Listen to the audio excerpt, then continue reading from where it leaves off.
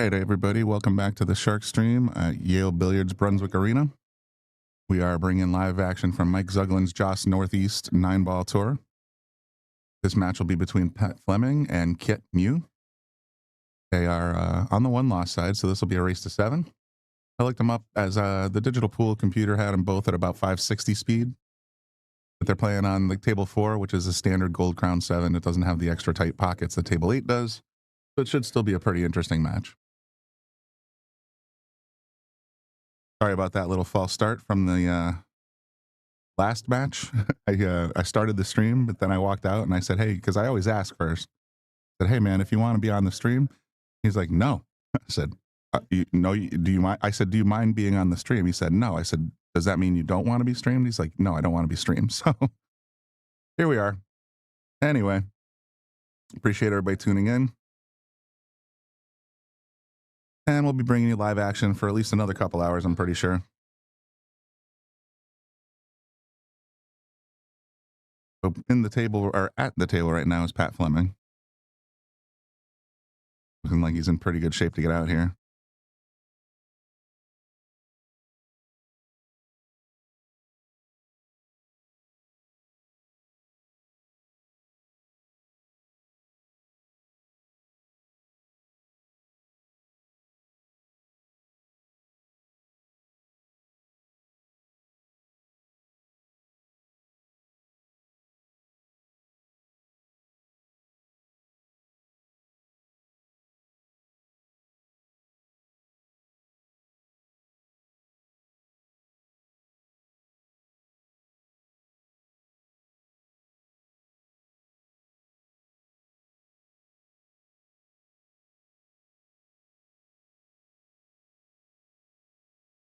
Pat won the first match.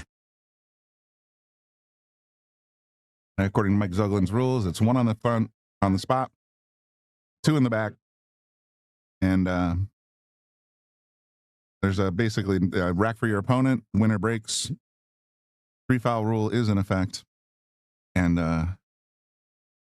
shoot, no jump cues. So you're only allowed 2 cues: 1 break, 1 playing. No jump cues. 9-ball is wild. And so on the snap, he made the 8-ball on the break. Hopefully my cameras continue to cooperate. I rebooted the computer and made a few adjustments. The last stream on table 4, all 3 of my main cameras, wide, long, and overhead, went dead right in the middle of the match. So that was no fun. Hopefully they're feeling a little more cooperative now.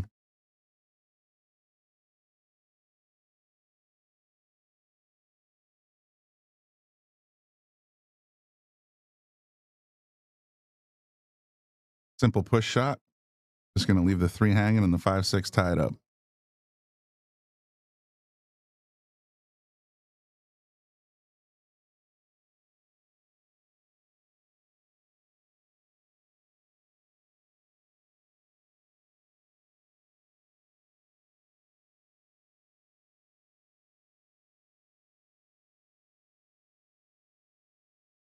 The digital pool, both these players are from New York. As you can tell, it's a Joss Tour Northeast. So that includes New York, Massachusetts, New Hampshire, Connecticut, Rhode Island, and of course, New York. Yeah, I did say New York. That's generally where Mike Zuglan tends to play most of his tournament matches. There is a Joss cue available for raffle. I believe it's an $1,800 valued cue, and he's going to be raffling that tomorrow just before the finals. If you want to get in on that raffle, reach out to Lisa Zunge or Billy. Well, no, not Bobby. Bobby's busy. Just Lisa Zunge, and she'll try to enter you in the raffle. You can always just call the main line here at Yale Billiards and talk to whoever's on the bar, and they'll be able to get you straightened out as well.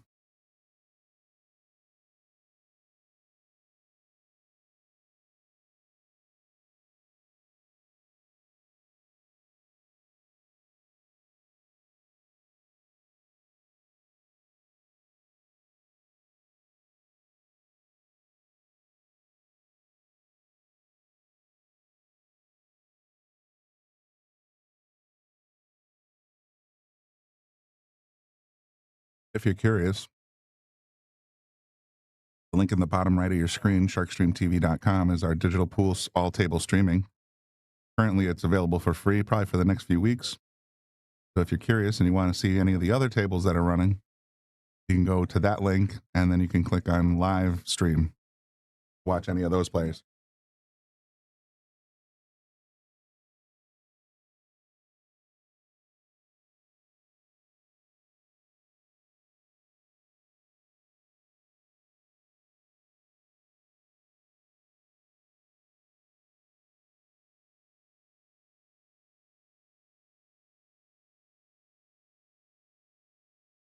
Well, that was unfortunate. He was looking for the bump, try to clear the 6 and the 5, but the 6 wasn't cooperating. This has turned into a pretty good safe, self-safe.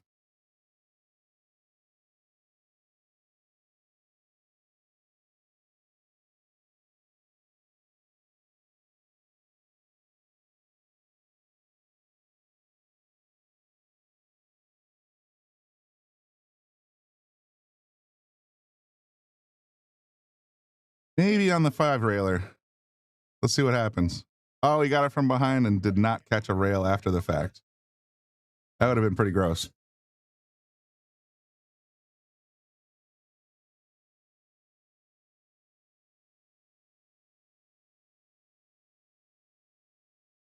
Now Pat's lined up pretty clean on this 4-9 combo. It's going to put this one away to make it 2-0. Catching himself out pretty good. But that'll do it. All right, 2-0, Pat.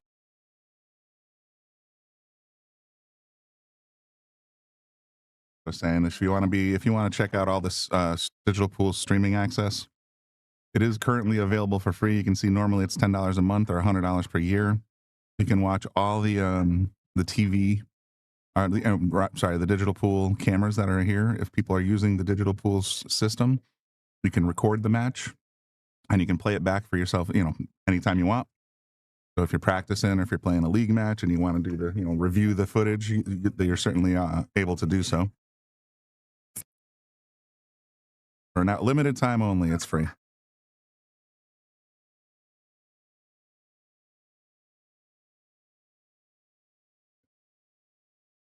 These guys are moving right along. I was doing a match, last match I streamed. Boy, I tell you what, both players are, I'm going to go with deliberate. These guys aren't wasting much time, though.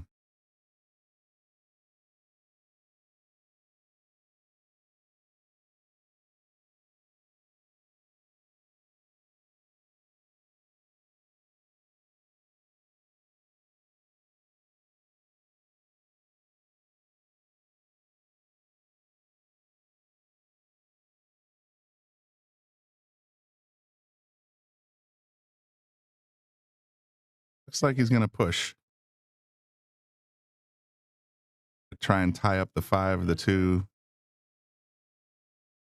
I think he left it out there, but that's not an easy cut. And as banks go, that's going to be pretty tough as well.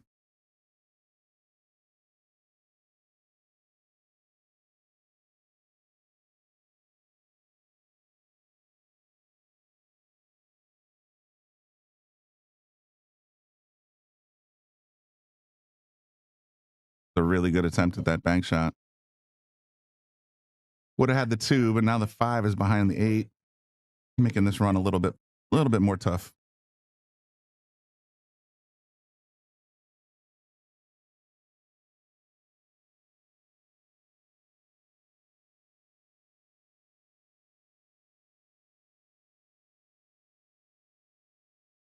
The numbers are starting to climb a little bit.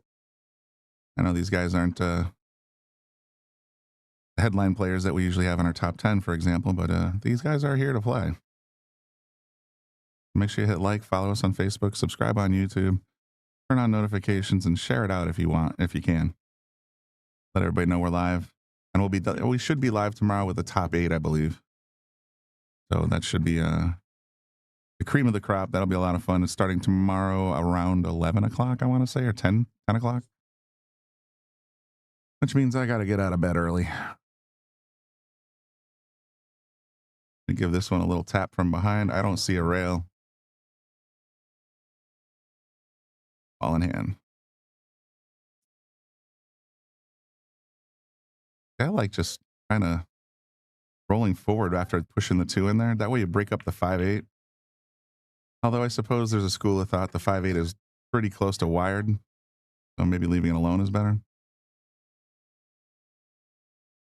And that seems to be the way Kiet's thinking.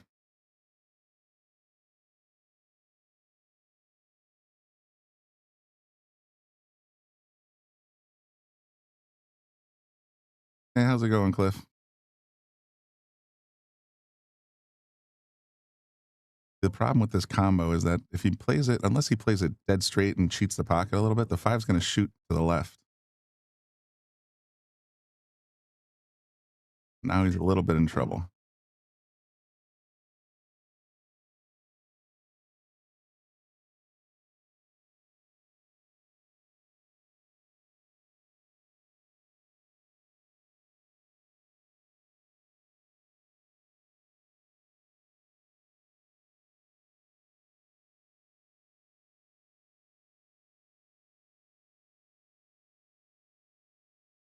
Me, I'm trying to shoot the 5, leave it on the short rail up top. Get some coverage from the 6, 7, or 8, or I'm sorry, or 9. And he went for the pocket and got it. It's a shooter.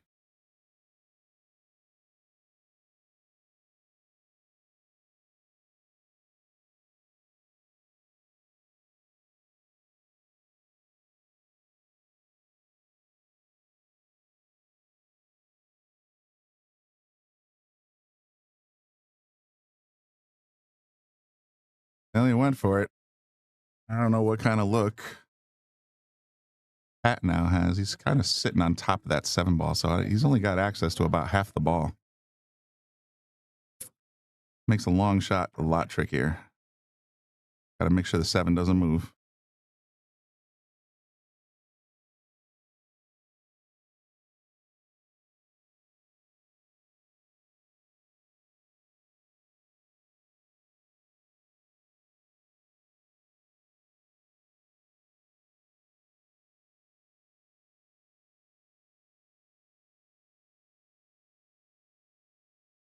Nice touch shot there.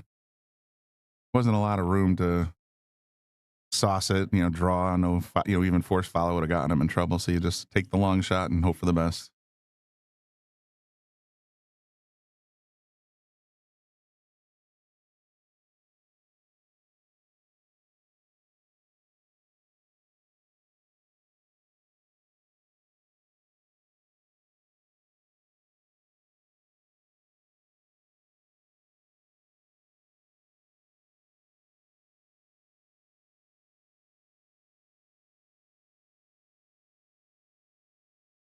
Their hole with position. Nice shot.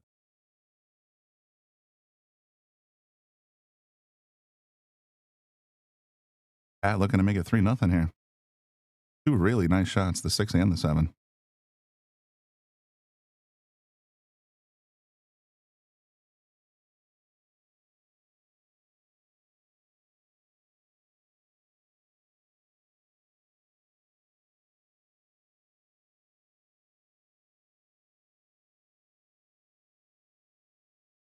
All right, he's off to an early 3-game lead. That's got some work to do.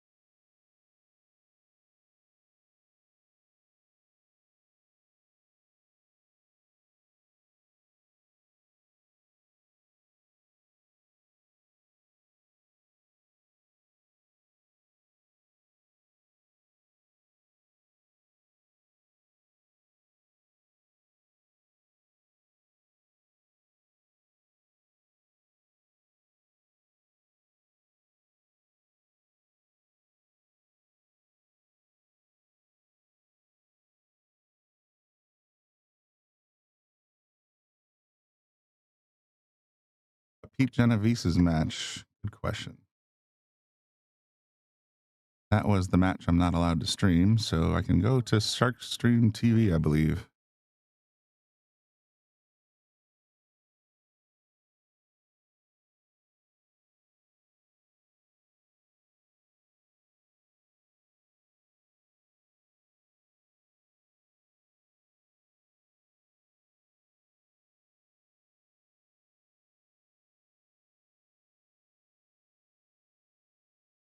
And now Dan is up 3-1.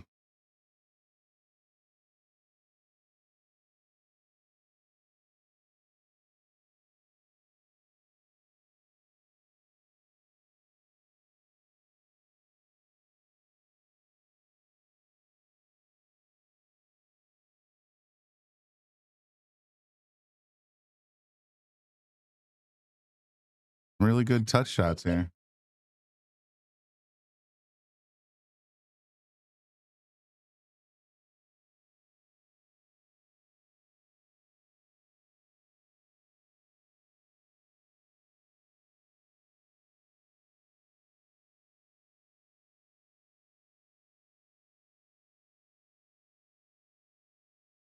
Little back cut. Is he going to get any kind of look at this 3?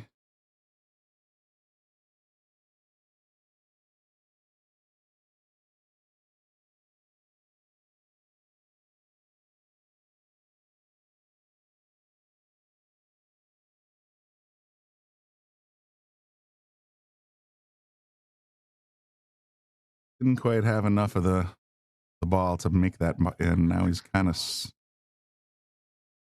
Well, let's see what the position play is here. He's going to make the 3 on the side.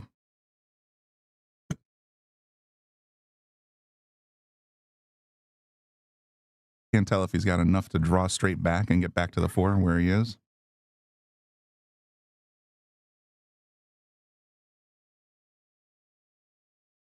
Yeah, this angle, it looks like he's a little off.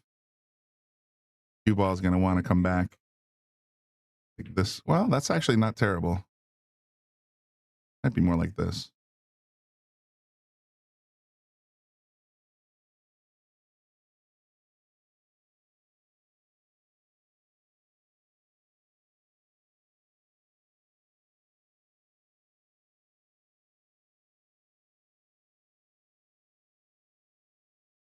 Interesting. So he went up the table, but now he's left himself either a 4-ball cut shot in the corner or a 4-8 combo. He's clearly pretty comfortable with combos, though.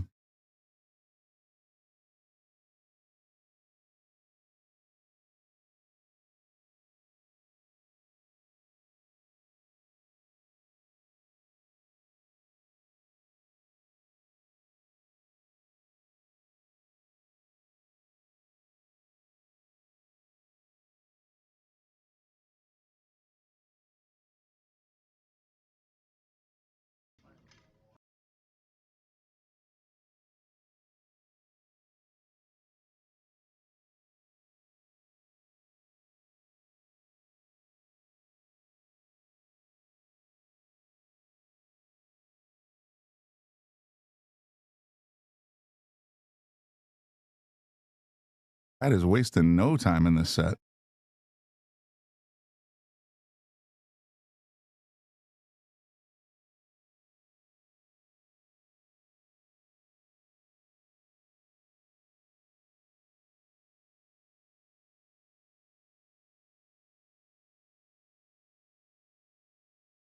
Oh boy.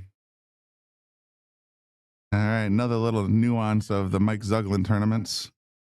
If you concede a match, you lose 2. So it's not Pat disrespecting right now. It's a rule in this tournament. You cannot concede or you lose 2 points. So Kiet got a nice look here. To be able to bring himself on the board on that scratch. Unfortunate for Pat, he was on kind of a rush, but I'm pretty sure he'll recover.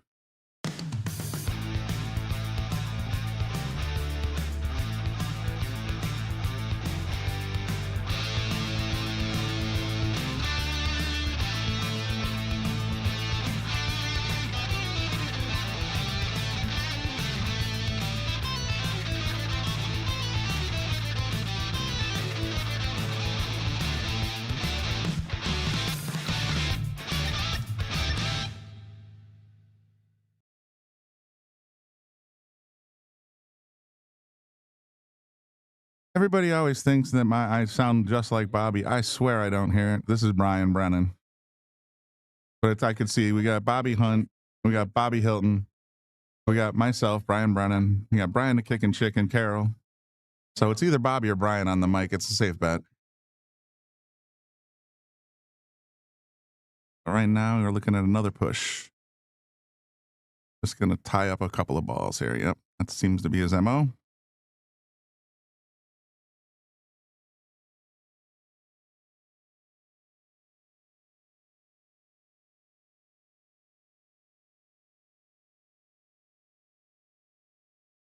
Tell you what, guys, we have the new kitchen here. Well, it's not as new as everybody. Well, it's been a few months anyway. We got Julio's kitchen outside, and nice food truck. Julio himself is in the truck today, and I said, "Hey, can I get a steak and cheese?" And he's like, "Why don't you try the crack burger?" Well, the crack burger has me so full right now that if I fall asleep on the mic, you'll know why. Really tasty food though. Dude is awesome.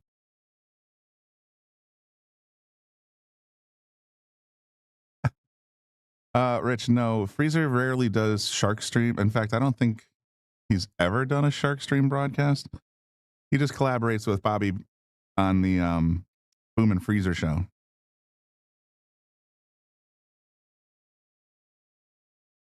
trying to rack my brains. Has he might have done something when he was here a year or so ago, but yeah, I don't think he's ever been a commentary on the Shark Stream. I mean, he might have remoted in for the McDermott Open last year. I can't remember.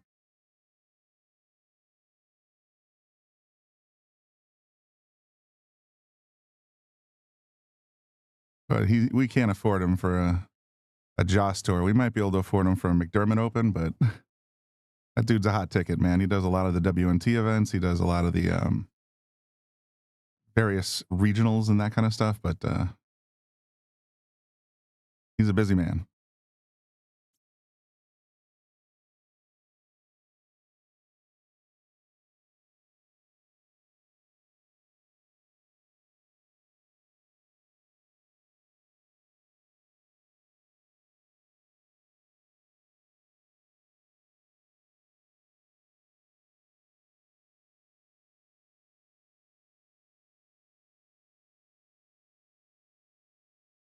And you might be right. I'm vaguely remember him doing it. I'm leaning towards the McDermott Open 2025.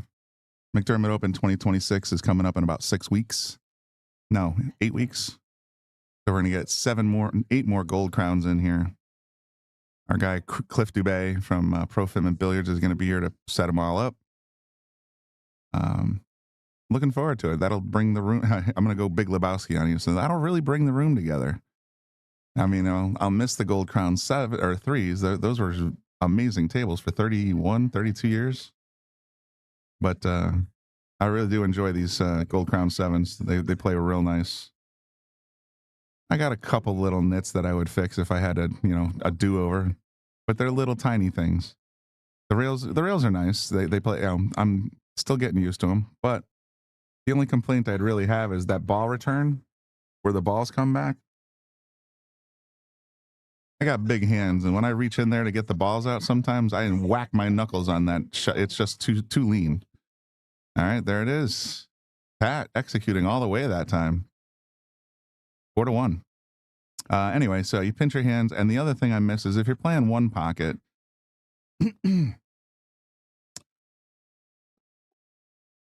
Pardon. If you're playing one pocket, they used to have these little shelves on the top of right in the rail where it says Brunswick. And they no longer have that. But playing one pocket, you almost have to take the balls off the table. Kind of, it's a nitpick, like I said, but it would have been nice to have a place for one pocket players to keep their score.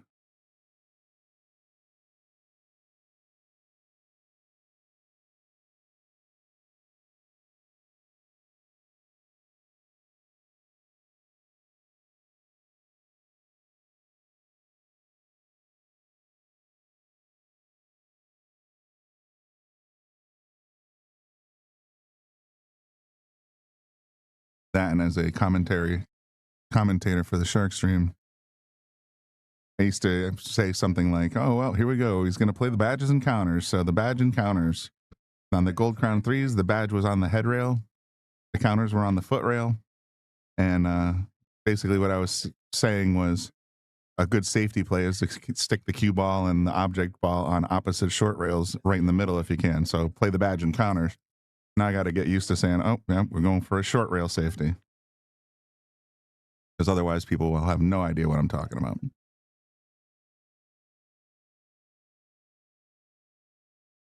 Aesthetically, I think the table is really, really pretty, and I love the new pockets design. Flush with the table, so you don't have to deal with the plastic, from the or rubber from the back of the pocket. They just play nice, and when you really pop a ball in there, it's just got a real good, nice hollow sound to it. It's like pop.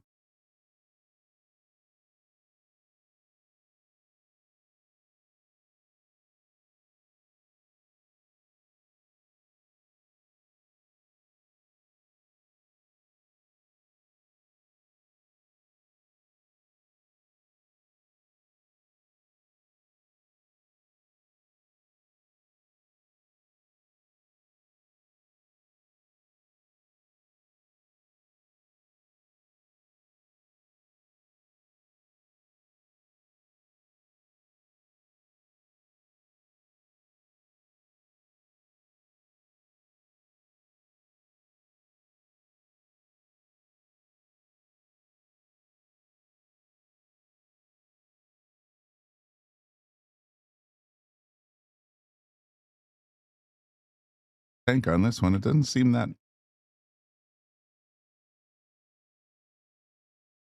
I don't know. Just hit. It seems to me you hit it like almost center ball. The two goes in the corner, and the cue pops out to the middle of the table. Literally.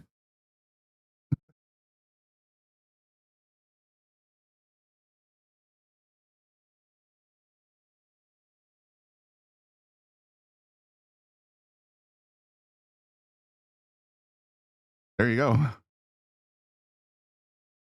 He might have enough angle here if he's feeling gamey. The 4-1 lead.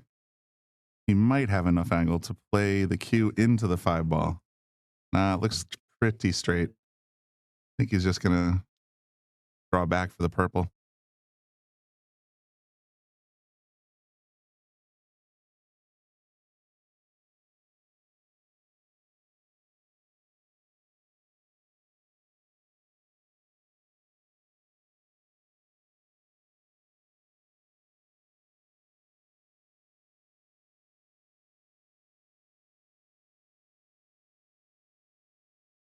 What he said, to hell with this.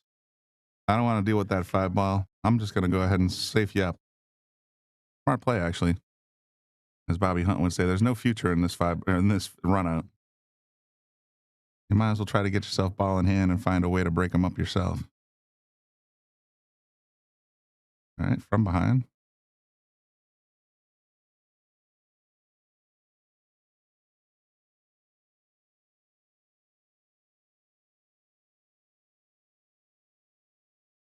If at first you don't succeed,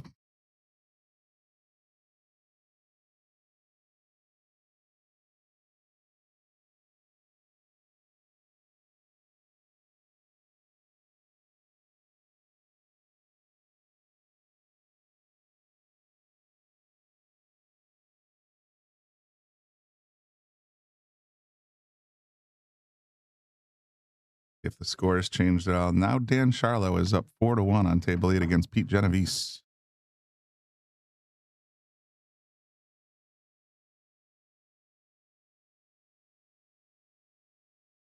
Yeah, Rich, I know he did the Super Billiards Expo. That's the kind of events I'm talking about. He does major events, and he does a lot of matchroom events, WNT especially. And that's where you're going to find the freezer most of the time. For like a regional tournament like this. I mean, I got his phone number, and he probably would do it, but he's looking to get paid. You know what I'm saying? So we ain't got that kind of budget on the Shark Stream.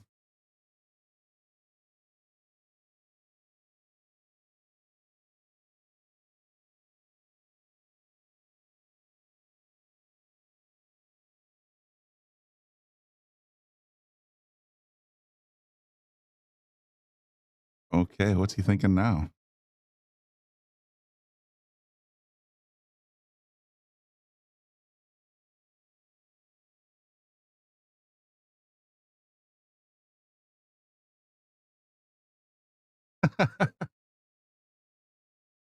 Oh, Scott would probably kill me.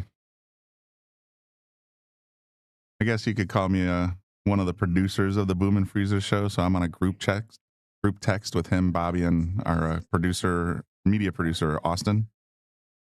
And there have been days where I've woken up and looked at my phone, and there are like today, I went through 67 group texts.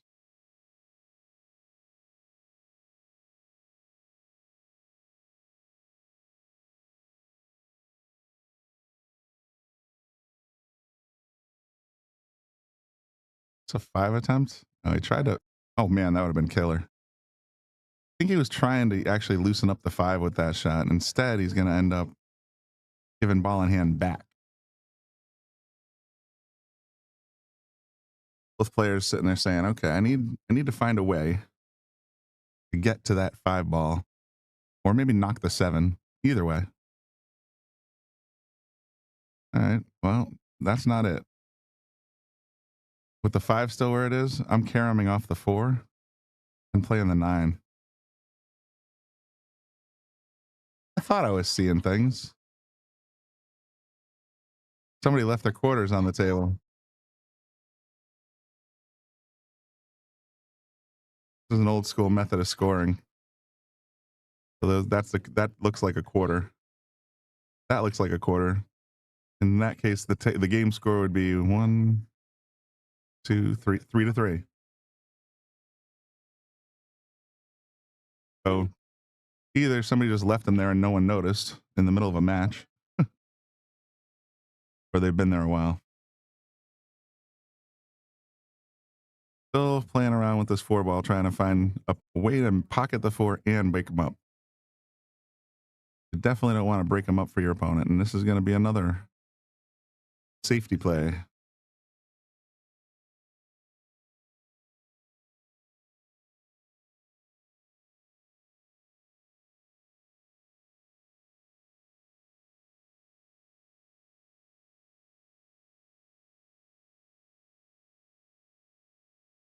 Interesting strategy here. Thought he might have. Oh, nope. The 5-7 is still pretty jammed. So even with ball in hand, it's going to be tough to break this out.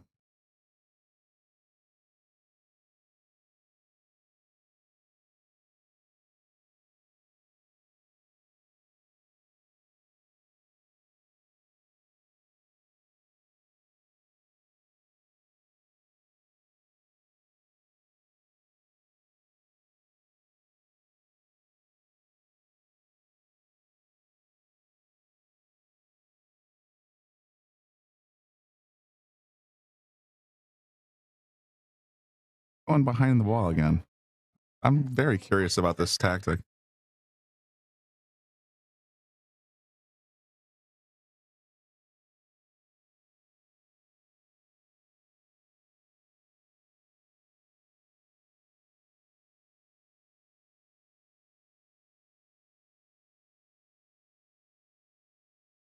Seems plausible to me. With a good bit of running English, might be able to knock them together there. He's just going to pocket it. Okay.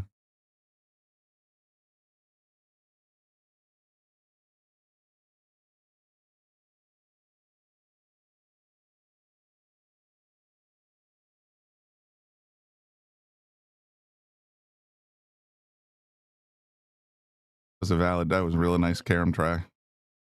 That went, he was probably, well, the 6 is still kind of blocked up by the 9.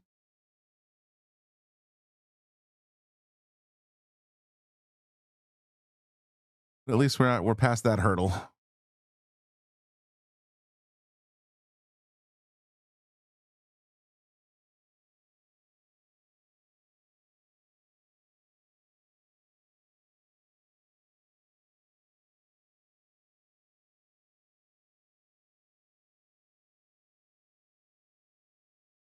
Score update. Pete Genovese is down 2 to Dan Sharlow's 4. Yeah, racing to 9, I believe. I think they're both on the front side.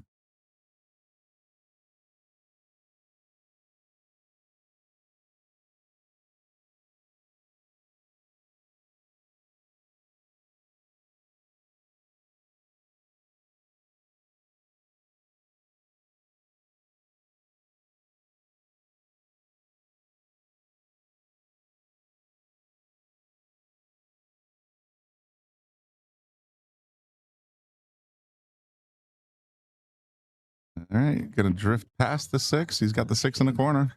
Nice speed control there.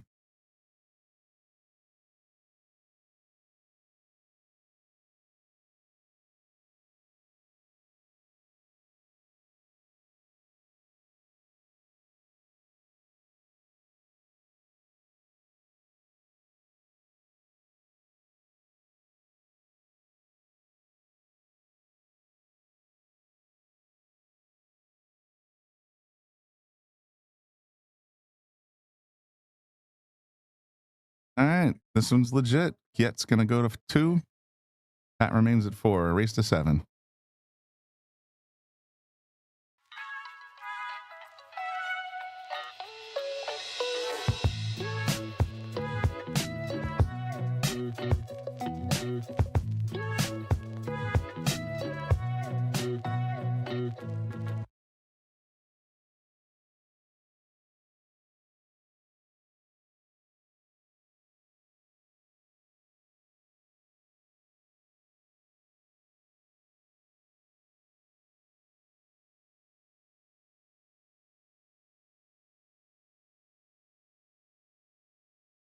Try break.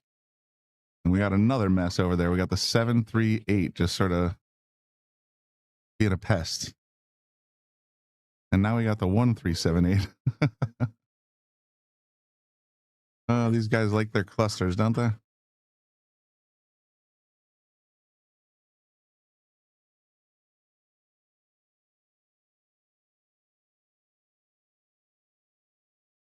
Oh, too much spin.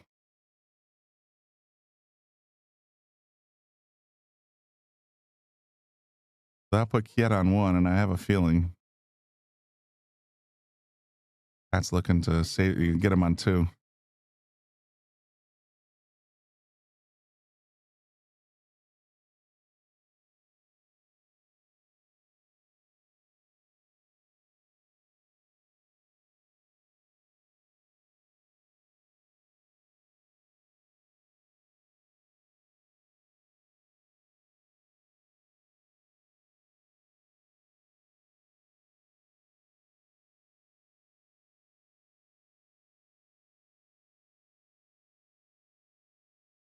Pretty nasty leave, I gotta be honest. I don't even see a 2 railer that's gonna hit that 1. I don't know, maybe this way.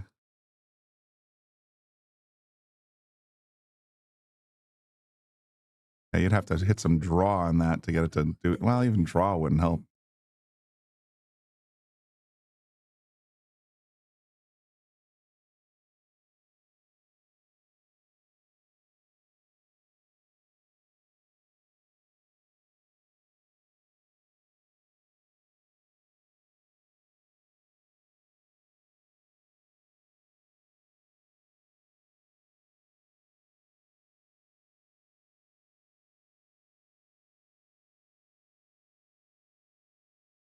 I think that was gonna work because the 9 was sitting right there. Oh, big trouble now. All you gotta do is make the 1, roll up on the 2-9. This rack's over.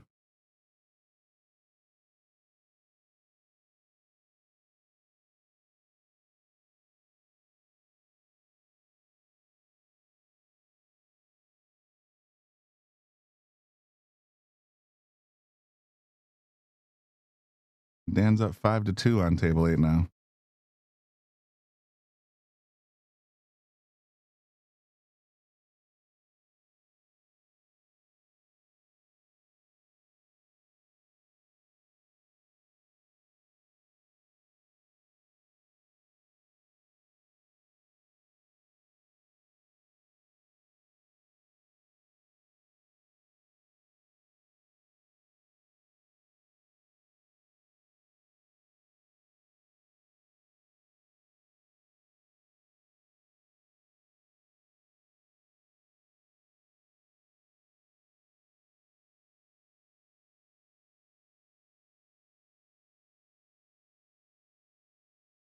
Why I put that much draw on it. I would have liked to seen him get down here somewhere.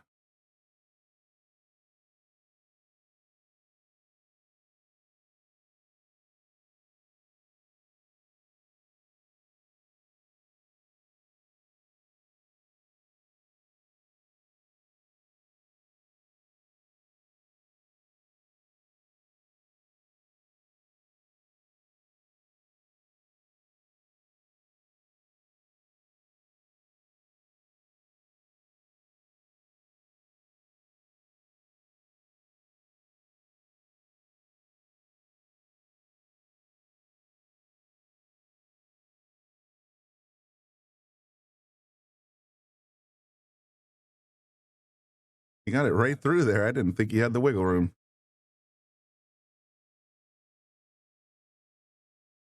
Now he's got to either bank the 3, try to take the shortcut.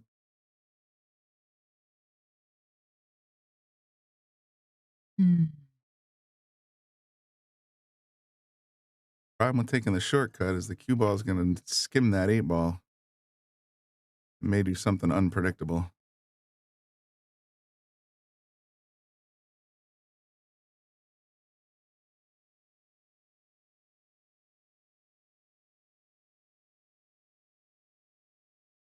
Oh, look at that, Karam. That's worth a replay. Let's look at that again.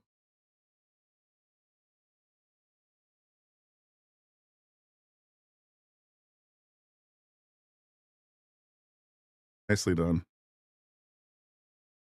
All right, that'll move Pat to 5. Kiet is at 2. Race to 7.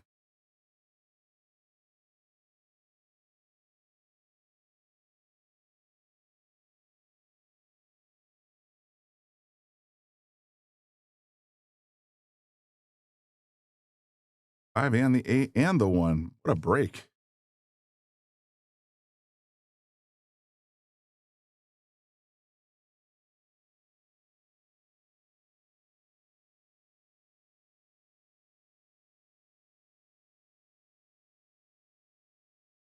Table gets a lot easier to run when you only got 6 balls. They'll correct the score soon. The current score is 5 for Pat, 2 for Kiet.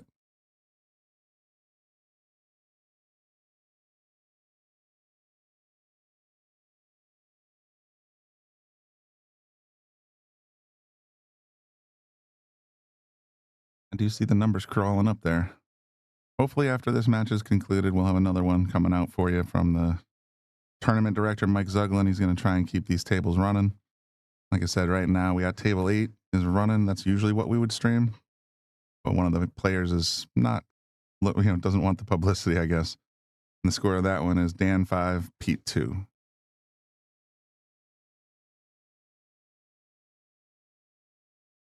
much the same score as it is here. I don't think Pat remembered to see if I can refresh that.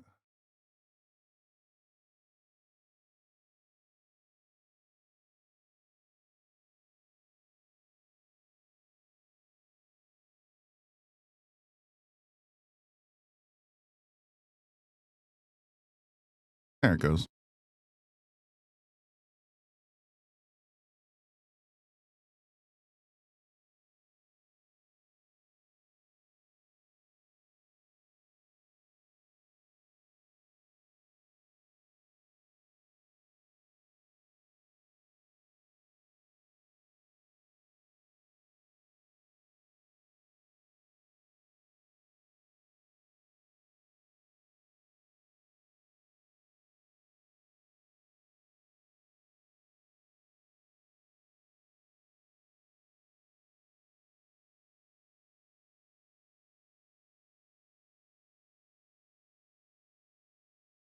That was a tough shot, no matter what. This one's going to require a little finesse too.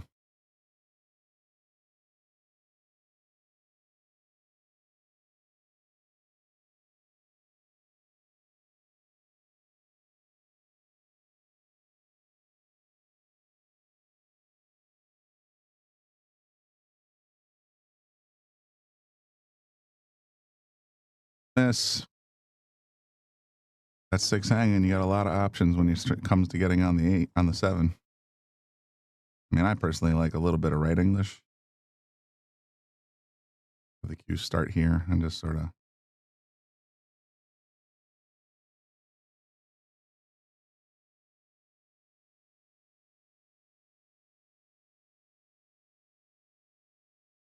The other direction. That's probably the safer shot.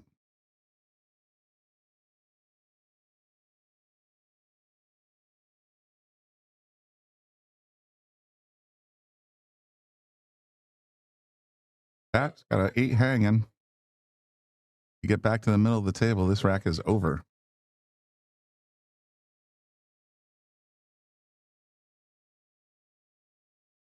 I said middle of the table.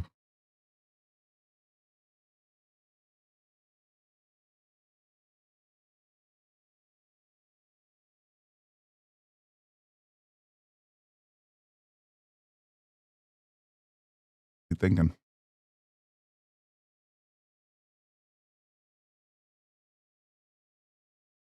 See, I'm not familiar with this measurement system.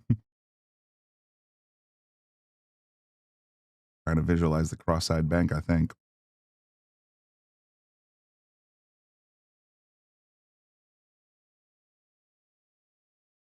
Oof.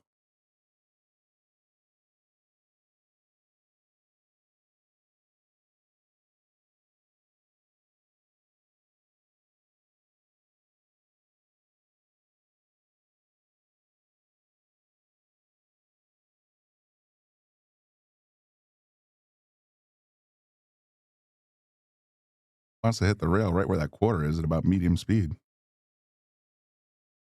Oh, that way you could see it slide off the table. I'm sorry, off the rail. Kind of bounced into the rail and bent a little.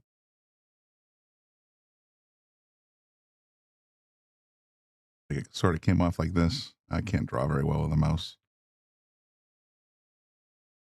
You know what I mean? Just sort of, even though the cloth's 4 months old, still pretty slidey.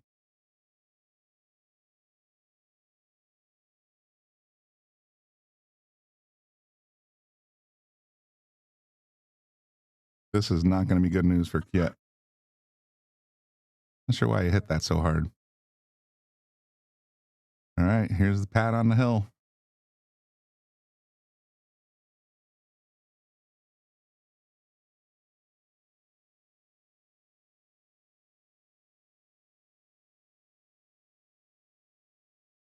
Since we were talking about Boom and Freezer, let's talk a little bit more about Boom and Freezer. This is a podcast by Scott Frost, the Freezer, and Bobby Boom Hilton.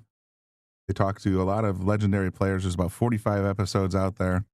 On the YouTube channel, you just go to boomandfreezer.com. It'll take you right to it, but you can also get it on Apple Music or Spotify or wherever you consume your video podcasts. There's some big names in there, too. I mean, they've had, who can I talk about? Emily Fraser. They had Jason Shaw. Jason Shaw's was unbelievable. They're doing 45 recordings and 45 episodes. I tend to lose track. Efren Reyes, Max Eberly, John Mora, Shane Van Boning, Rodney Morris. I said Savannah Easton's been on there. Sophia Mast, I believe, was on there too. Just a whole litany of great shows. AJ Manis, Hayden Ertz, Christina Takach, Jonas Soto, Aloysius Yap, Aloysius Yap. I don't know if I keep saying it wrong. Bustamante, or Francisco Django Bustamante. Just to name a few, guys. These are all fantastic episodes. FSR, the Bromance, FSR, and David Alcady. Jeanette Lee's been on. She had a lot to say. Jeremy Jones has been on. Just a ton of great names. Oscar Dominguez, Tony Choan. And these are all about an hour, hour and a half. And they're just nice long talks about pool, life, the universe, and everything. And I really enjoy listening to it when I'm riding in a car. So, I mean, it is a video podcast, so you can see the players themselves. But just sort of listening to the conversation is awesome. You learn a lot about these guys and gals. Anyway, back to the game. Cat's up 6-2. Kiet's at the table. 5th ball in hand.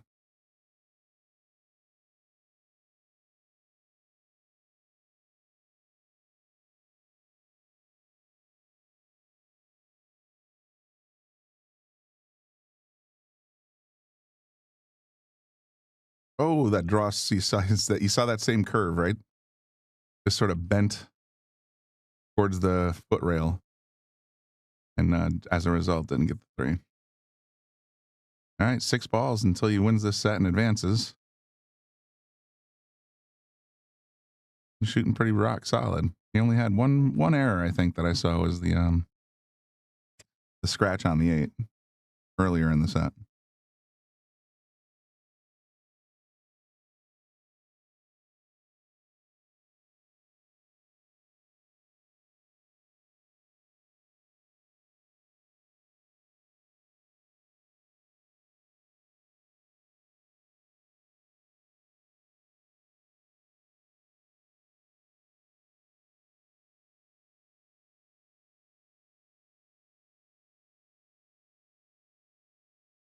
Two balls to go.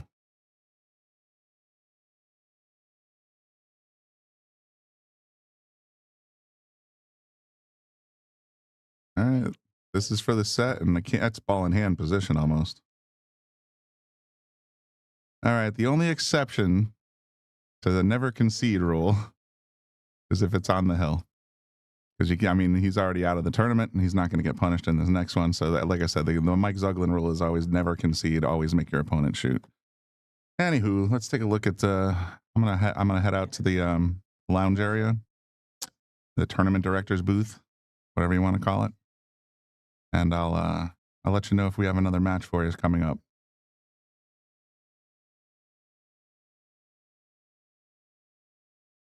And by the way, Pete's at 3, Dan's at 5.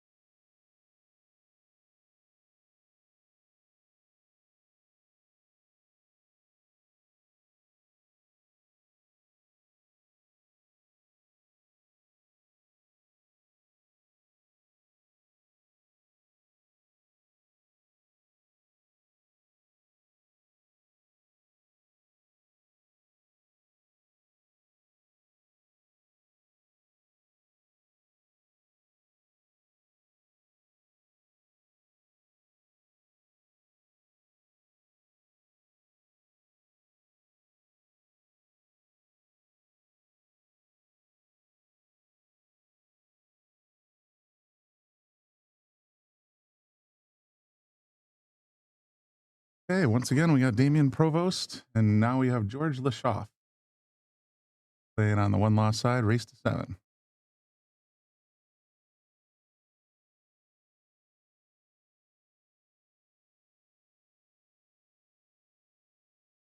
Let's see if Cliff's still out there. Pete and Dan are tied at 5 and a race to 9.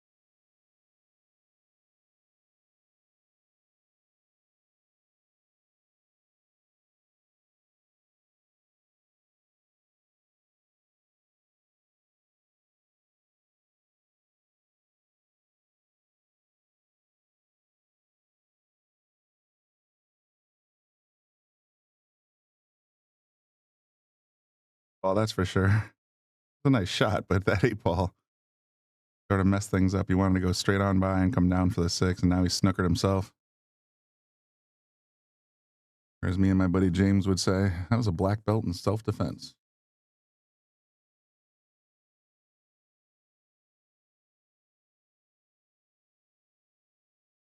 Gonna dress up pretty nice.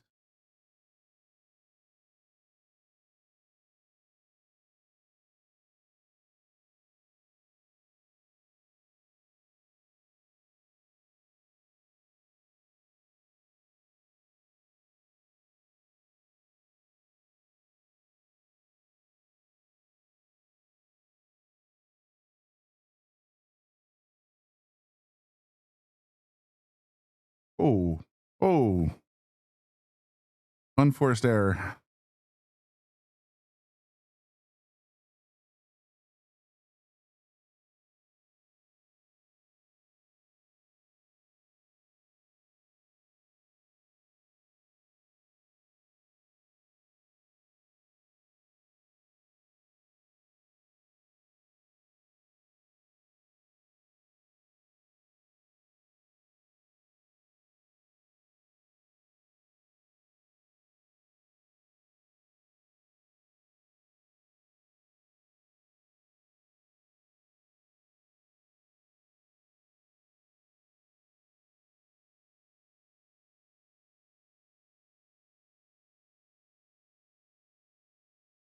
And on that, Demian will get first blood.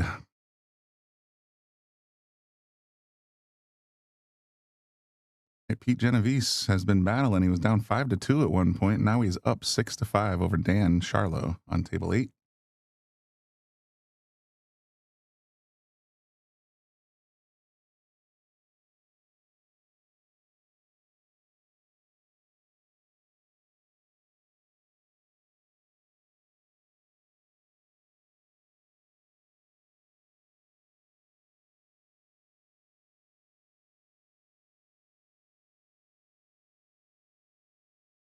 Might be a golden break. Nope. Very close. But instead, it's going to be a dry. Not the easiest lead for the 1 to the 2.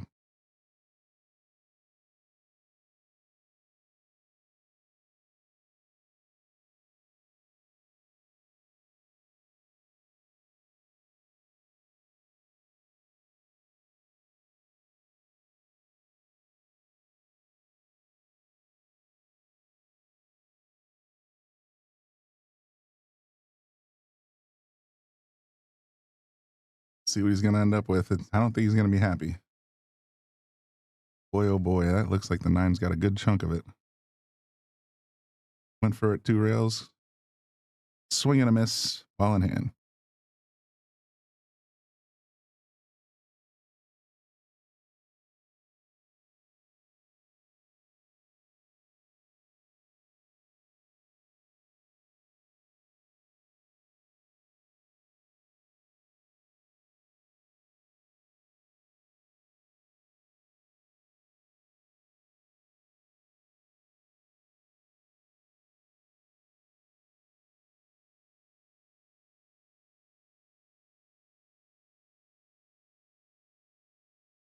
Ooh, we bumped that 5. That made it a lot tougher. I don't believe that 5 has a clean line to the side pocket. Yeah, it's going to be close. Nope, I think the 7's got him. Now he's got a problem with the run out, but he's going to be able to make at least the 3.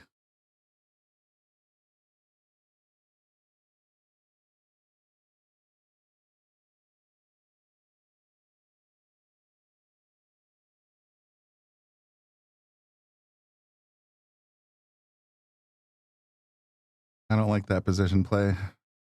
Now you got to stretch across the table and are on top of the 8 ball. Yeah, it's going to get an extension and a bridge, I'm guessing.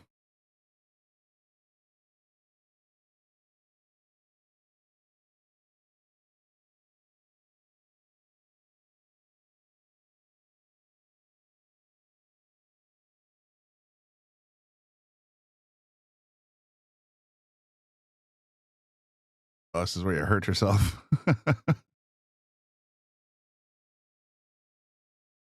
He fired it right in. Coming around. Okay, well, if he had just a little more movement, he might have been able to break up that 5-7. But as it stands, I don't even see a good safe play here.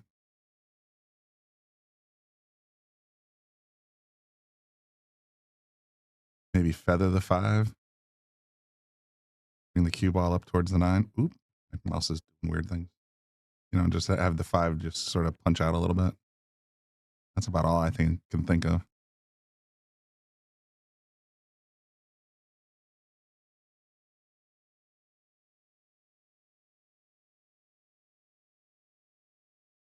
He's just going to play the carom. Oh, he almost had it. Just pushed it forward a little bit.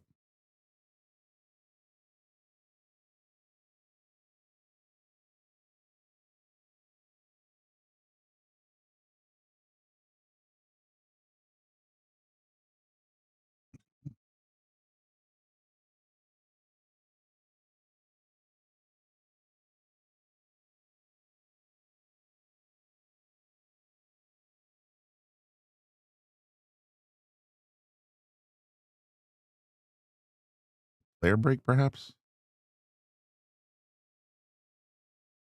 Yeah, I don't see George.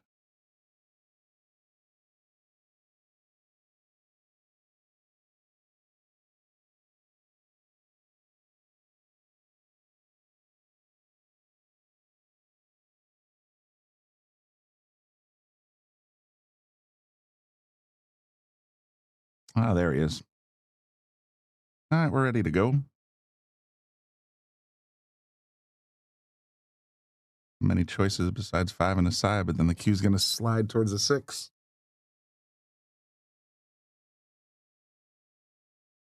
Actually, it might not.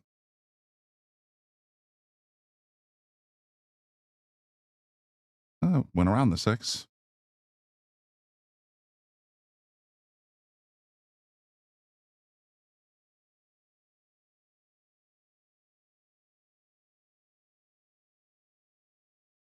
Play the short rail safe, try to get some coverage on the 7 or the 8, and I believe there's a window.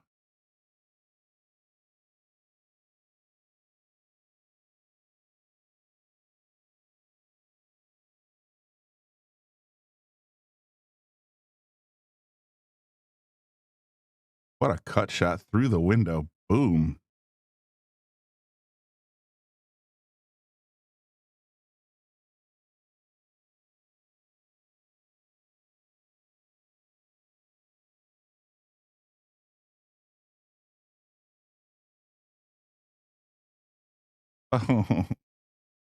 Oh, no justice.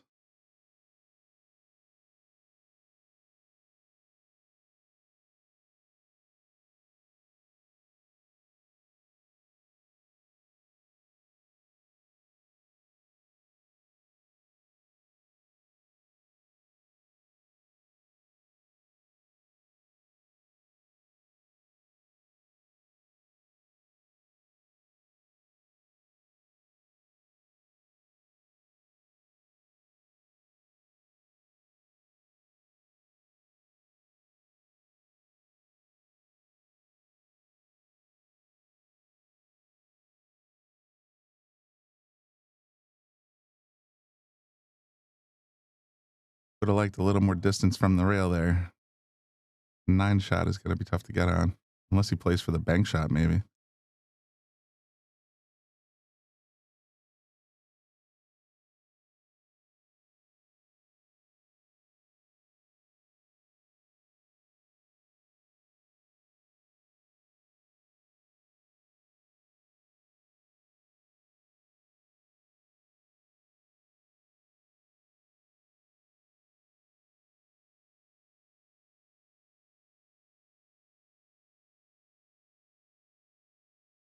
That's the problem with trying to do too much with the ball when you got a straight in shot. 9 times out of 10 for me, anyway. That's exactly what happens.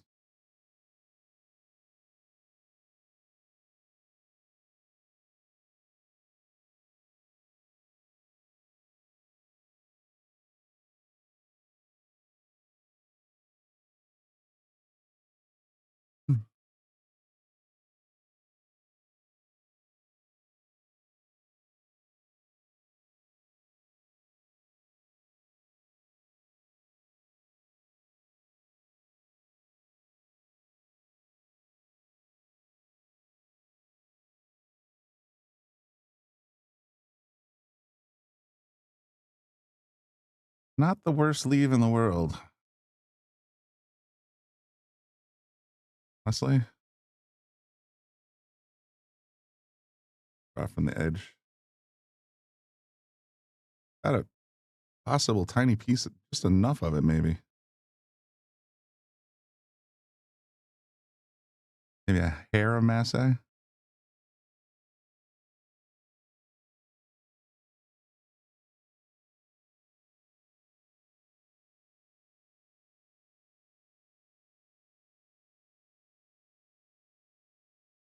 Oh, too much masse. Giving up ball in hand here. It's going to bring George to the table with a 2-ball run out. Unless something really crazy happens. Should be 1-1 after this.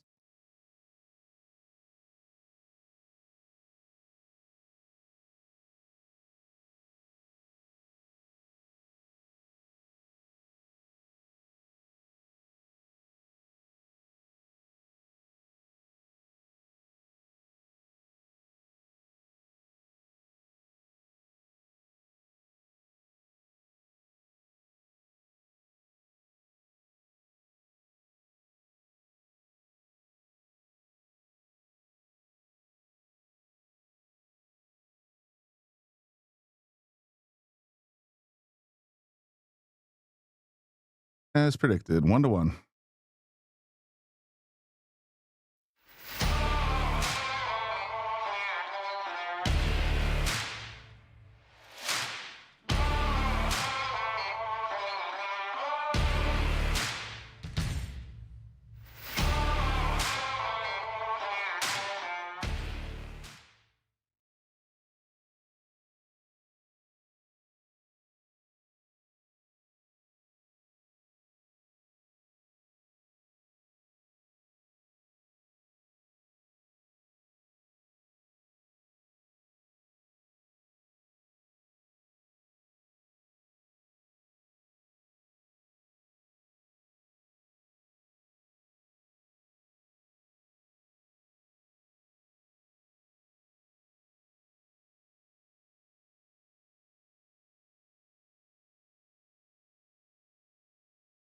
Knocks the 6 down on the snap.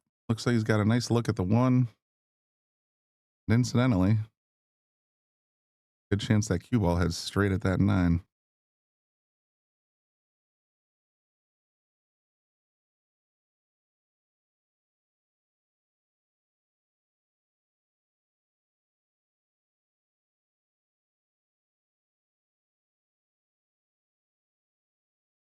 Yeah, Cliff, that's the plan. I'm going to probably be here tomorrow. I think there's at least 1 or 2 more matches coming up.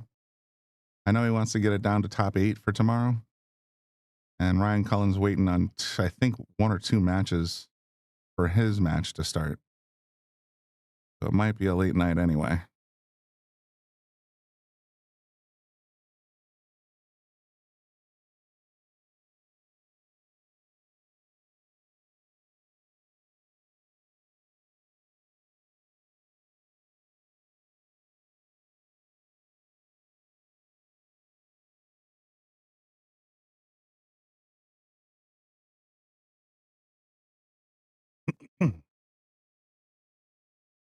This angle, it looks like the combo's available.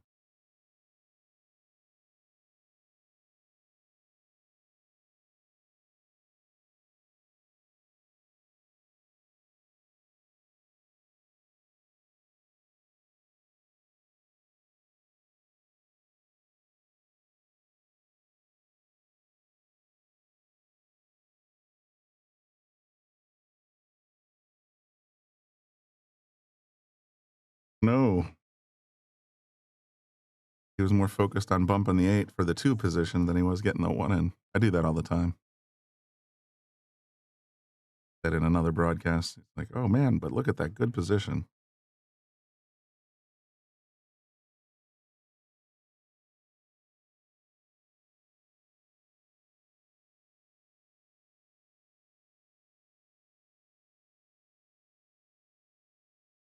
Front row.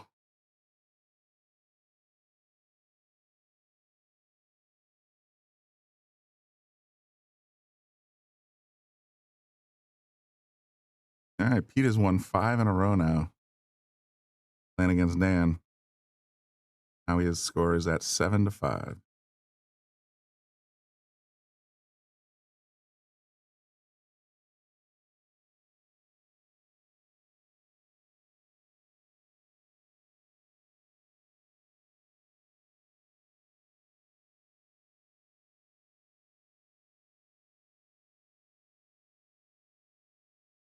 Go to that side bucket.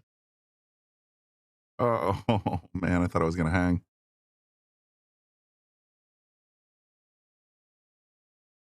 Ball in hand, 5 balls to go. George at the table.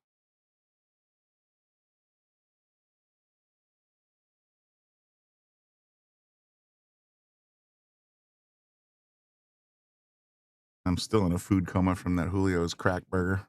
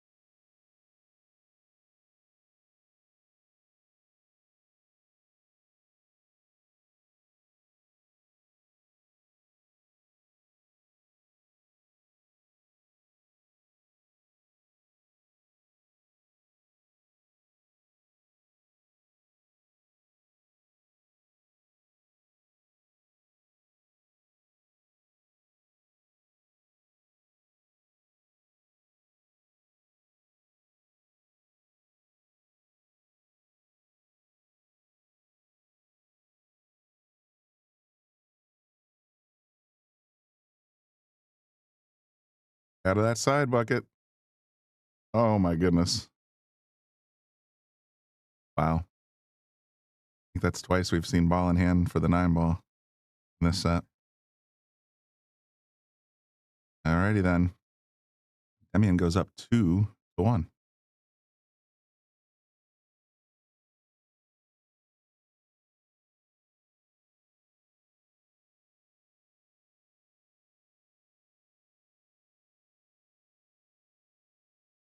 Guys haven't noticed yet, Boom and Freezer show. We finished season 3. We're recording season 4 this weekend, or a part of the first episode of season 4 this weekend.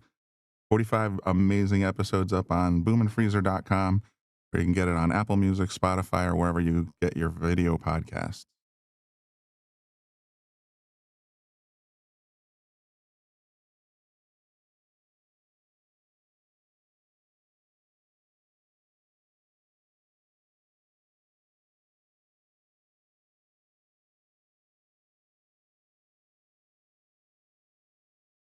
Seven ball goes down. Cue ball is firmly wedged behind the 5.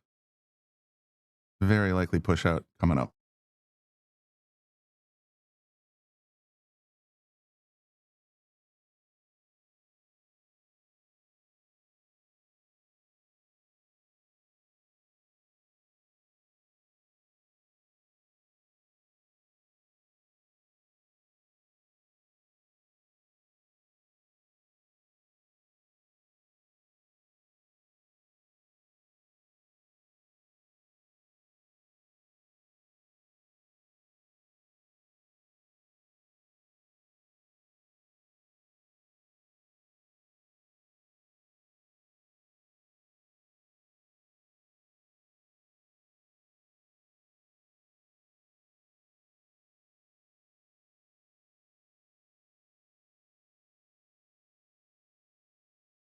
Not bad.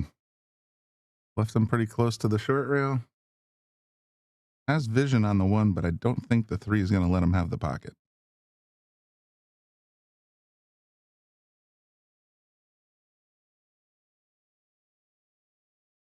Nice response. He's back on the short rail, frozen to it actually. But he does have a clean look at the 1, and if he does pocket the 1, he's going to line up on the 2 pretty naturally. Came off the line a little bit. That's tough when you're sitting on the rail like that and you can't even access the middle of the ball.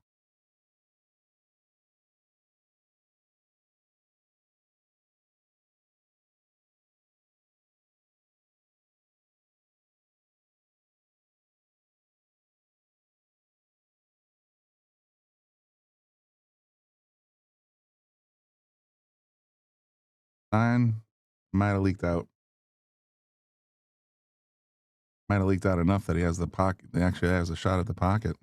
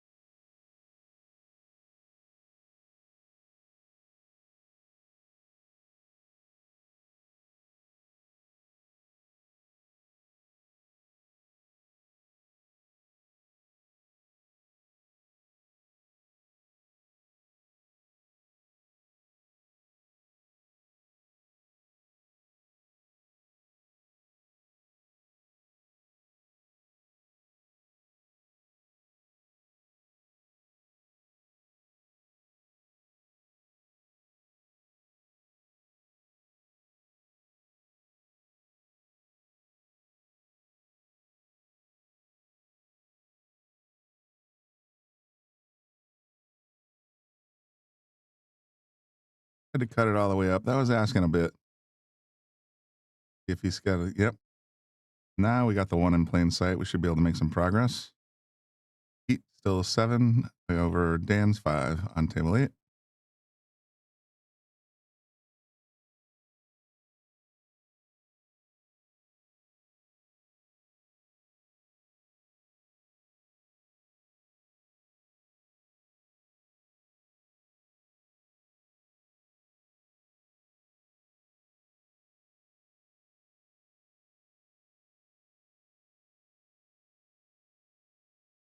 Just the right amount of follow or inside.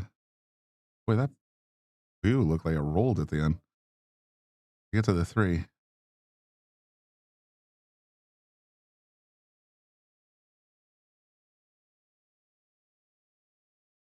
I'm around pretty good for this 5 ball. Actually, he's got to get to the 4 first. Never mind. Either way.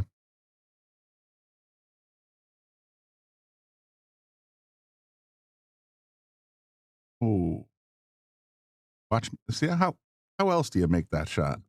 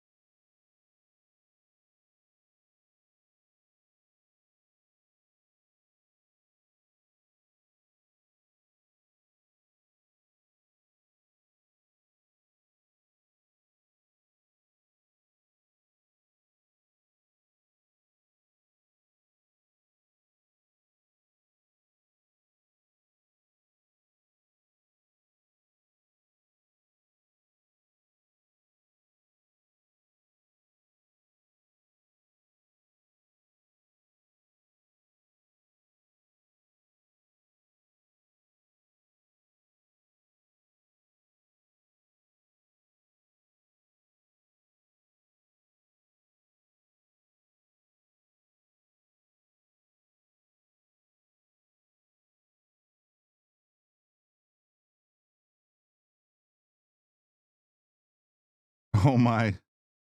I thought he was going to get another lucky fluke.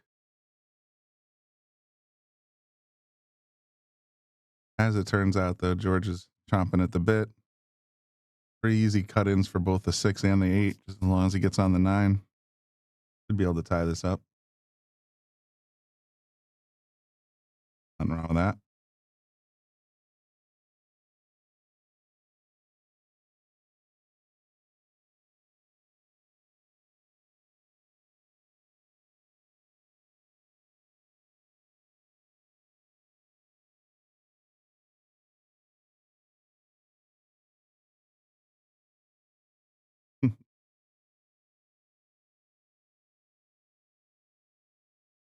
Cleans him up nice. 2-2.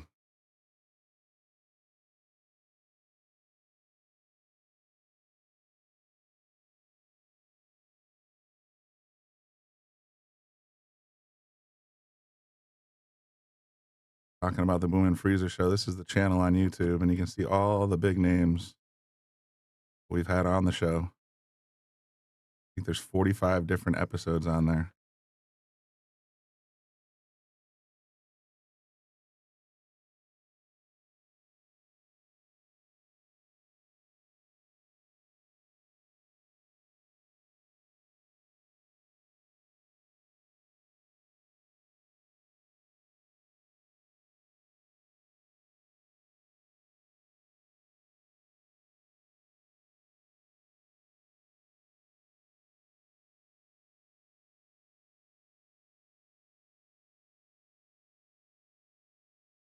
Wow, Pete and Dan must be battling over on table 8. Still at 7-5.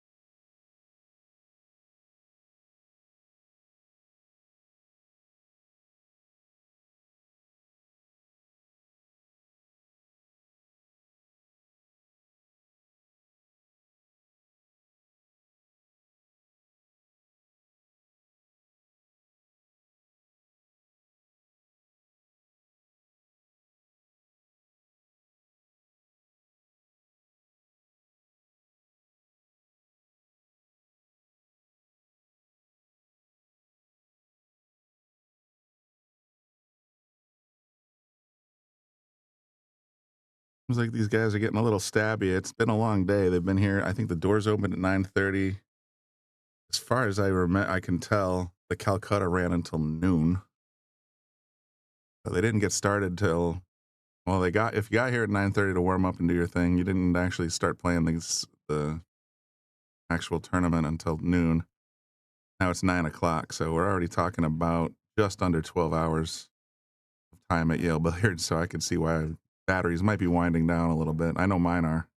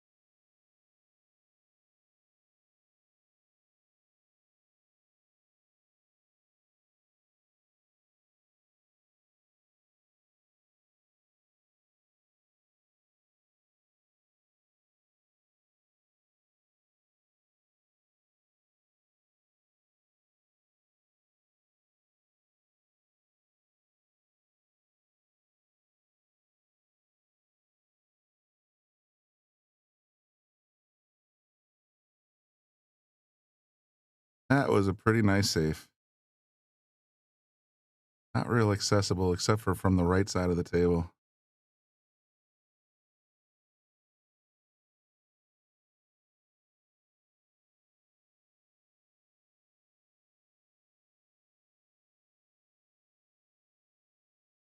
This angle, getting on the one or getting on the two is probably going to require a two railer. I think that seven is looming too big.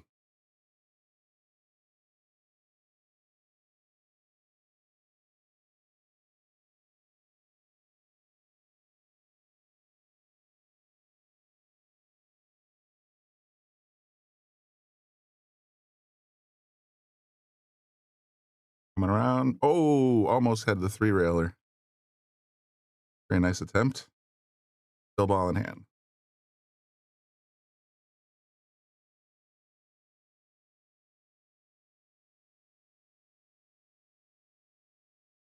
This is an interesting strategy. If he does what I think he's doing, he's going to try and knock the two into the corner off the four. That way he's got a shot at the four. Nicely done.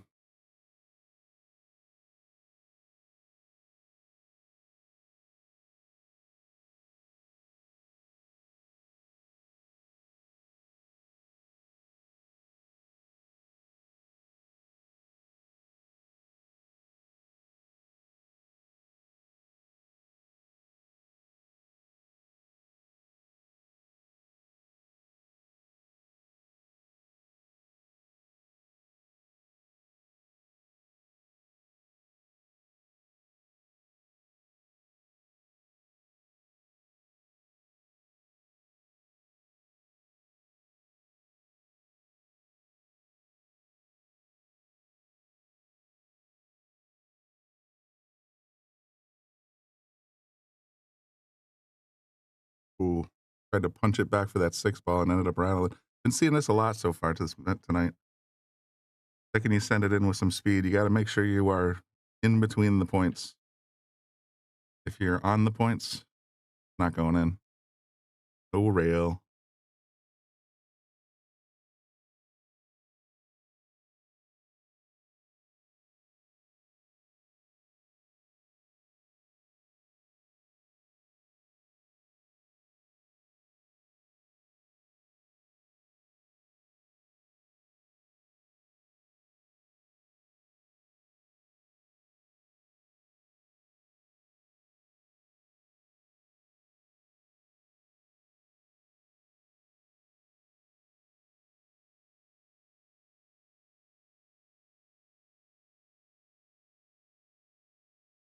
Self stretched out again, I think. And trying to make a caught while getting on that maroon seven ball. Not easy. Got it with the inside English. Gonna set himself up real nice.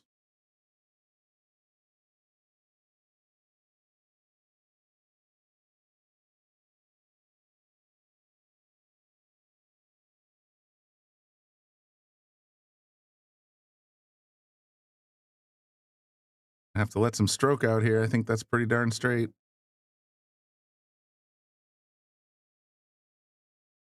And he's stretching.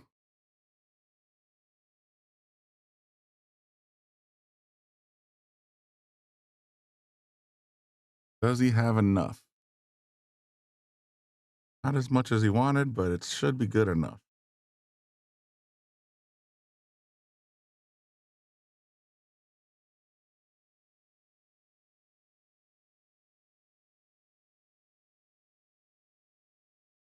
Oh no, pushed it right into the rail.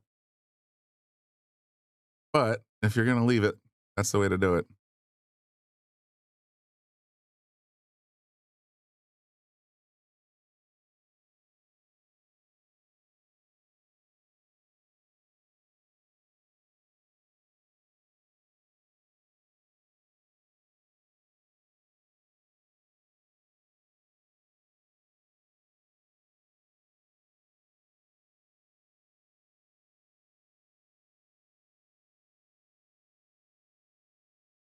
This might be in Damian's favor right here. It sure is.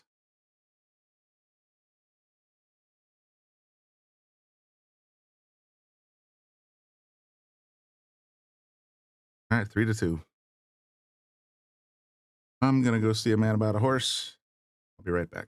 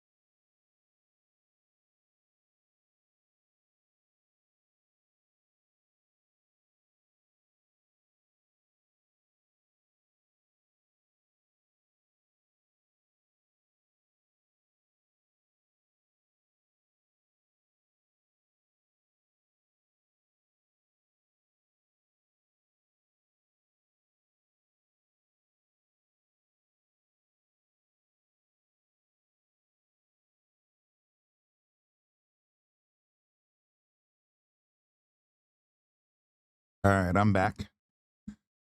Like we tied it up while I was in the restroom. And there's a 3. Oh, that 9 ball. I don't know if I have enough time. Yeah, here it is. 2-9. Nailed it. That was a good shot. All right, so Demian goes up 4, 2, 3. I've had a couple people ask me about brackets. Let me go out and see if I can get a picture. As you guys know, if you're familiar with Mike Zuglan's tour, he does not use digital pool. He uses a big ass piece of paper and a Sharpie. So what I will do is I will go out and try to get a picture of the bracket, and I'll see if I can show it to you.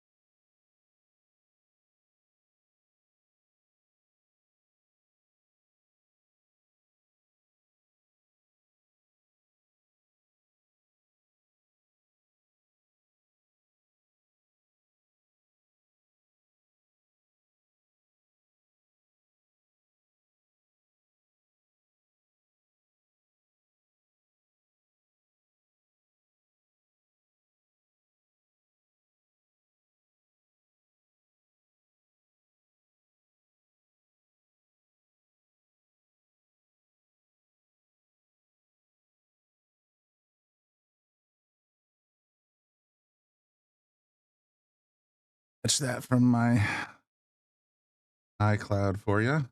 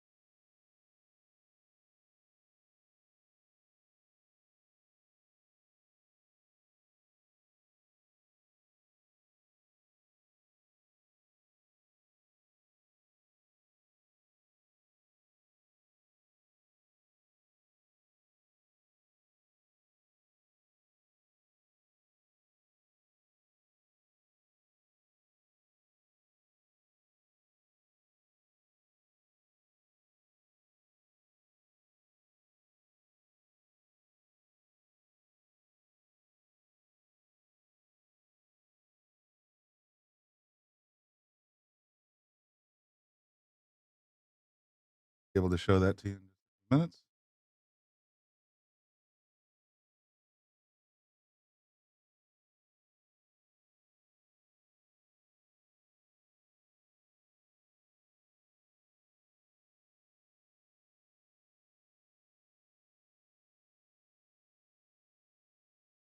Meantime, I can share a link in the comment section. You guys can click on that.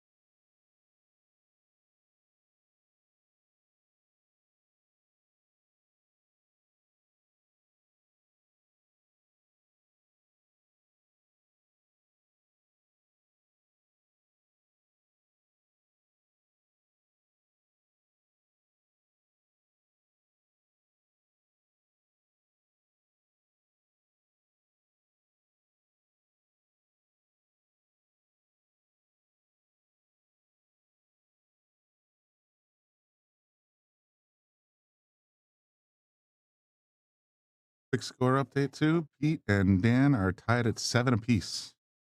Winner will go on, will be done for the day and go on to Sunday at 10 and 10:30 a.m. The loser will be, I think, in the top 8 anyway. Both done after this.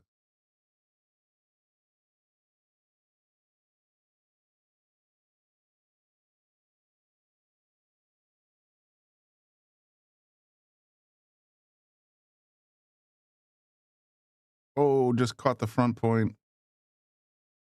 He did bunch up the 6 and the 8 a little bit, so it might not be a clean run out anyway. We're just back at the table looking at this one.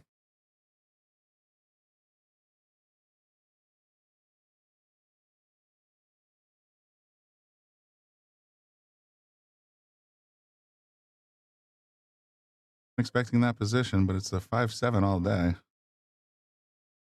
Wants the 5 to stay up, though, I think.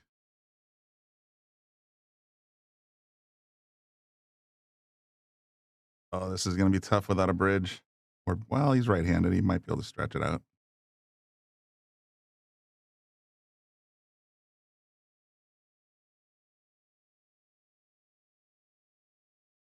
Too much at stake. Says, you know what? Oh, no, it didn't get behind the 8 and the 6 like he wanted.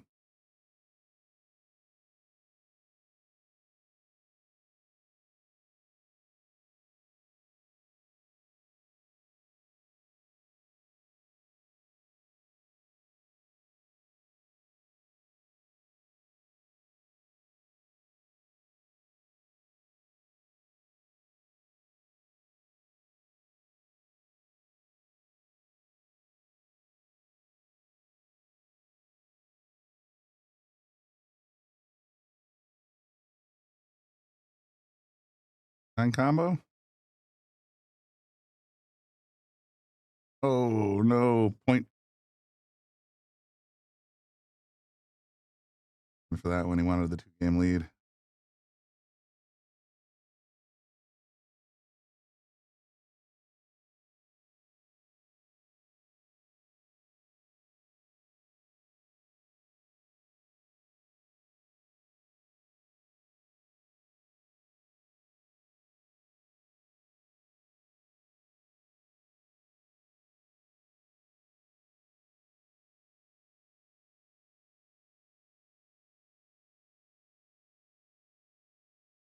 Oh, jeez. He almost, I don't know if he's going to go straight into the corner or if he might take a detour.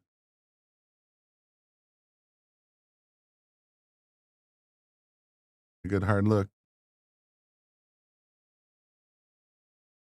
Don't want to do is double hit.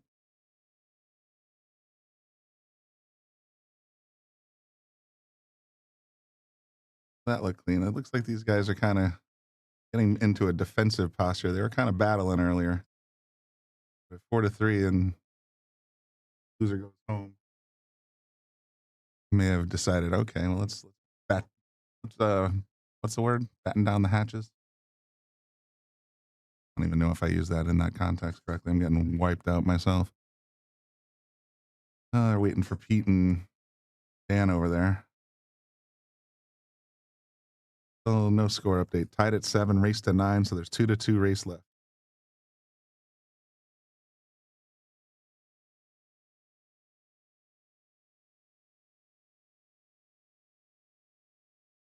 Oh boy. I like this carom shot right now. I think he's made at least one, maybe 2 already. This feels like a dead carom. At about half to a third of that 6 ball. 2 ball is just going to straighten up real nice.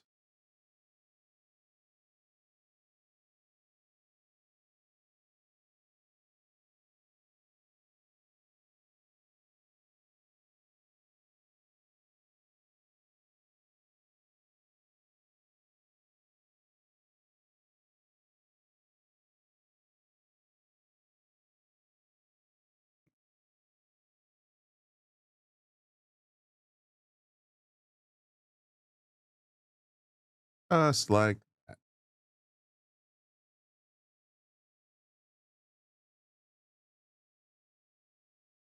All right, so I told you I'd show you the bracket. Here it is. The starting players. I didn't see exactly how many started, but yeah, you can look at it right there. You got Jeremy Saucy and Ryan Cullen battled out earlier. Roll up a little bit. Kevin Guimond having a heck of a run. Got clipped by Frank Hernandez. Still in it though.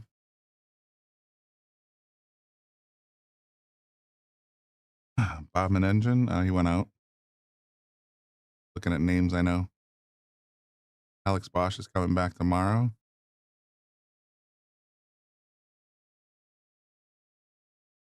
Winner of Pete and Dan are coming back tomorrow. Oh, Jeremy Saucy and Kevin Guimond. I would love to see that match right now. If oh, I wish they were on a stream table. That's going to be a hell of a match. Then this whole side of the one loss side is just lagging behind Demian and George. We might be here a while.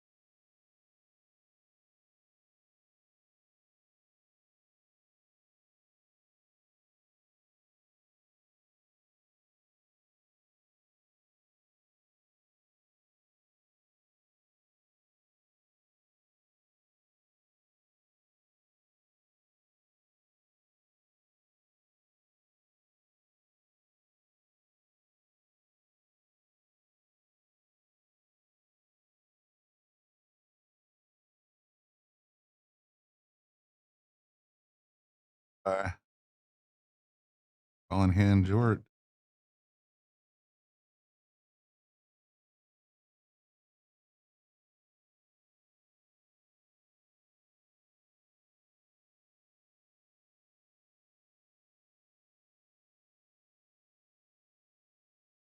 Yeah, Cliff, Jeremy, you can look at the link that I shared. It's called the one that says share.icloud.com. You can see the whole bracket there. But yes, he lost to Ryan Cullen 9-6 early on.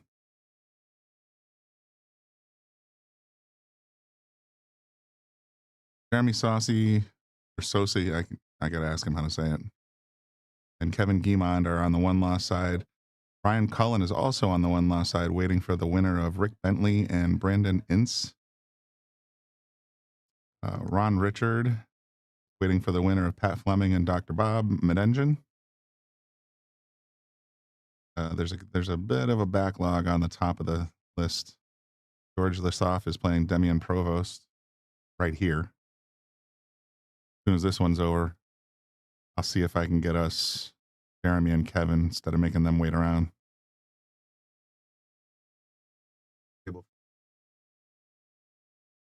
I might still just pop in there. That's going to be a good match.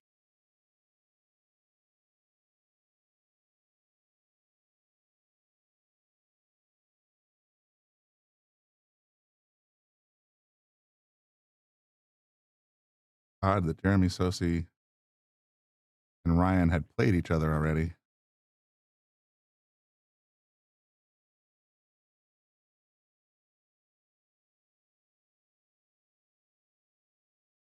In the beginning of it's literally round 2.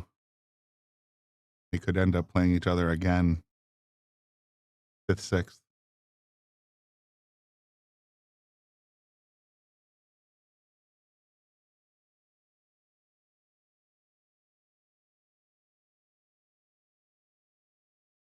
Or 7th, yeah, and 5th, 6th.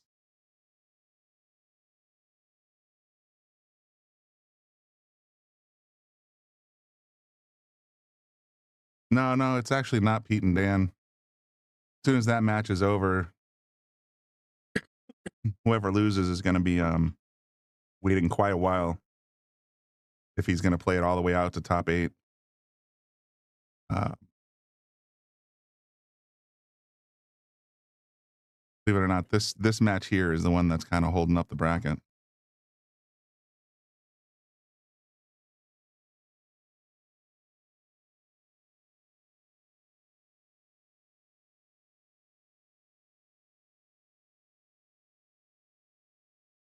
Just a little too fat. Might not be as bad as he like. I see this is well, never mind. Punching this on the side shouldn't be too bad.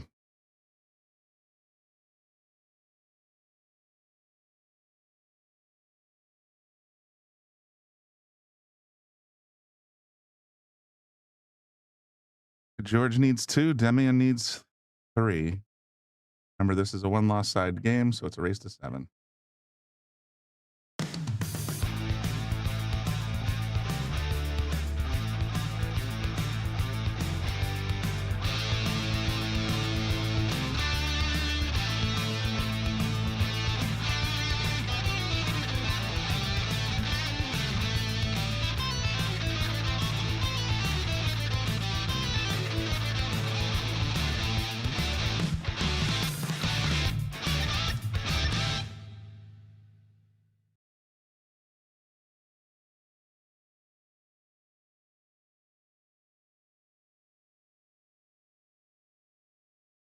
They're breaking quickly, if anything. Just played a 30-second spot, and they already busted up the balls.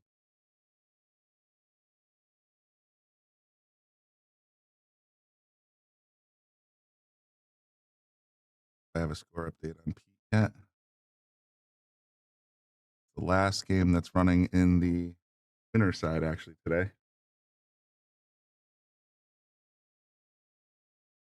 Pete is up 8-7, so Pete's on the hill.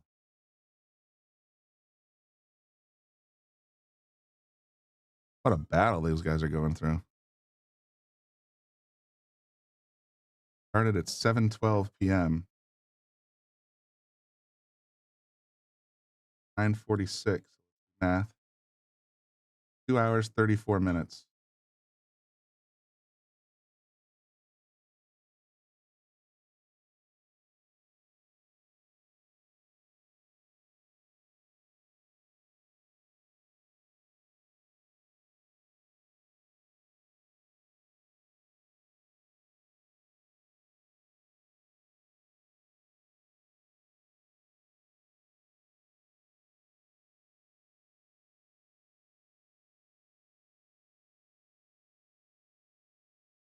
That's all I'm going to say about that.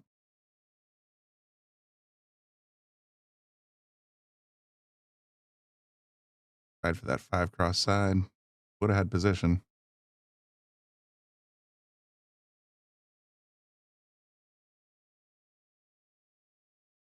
Yeah, the winner of this game is definitely going to be going right back out onto the tables. The winner of this game is going to play Rick Matarazzo. I didn't mangle that.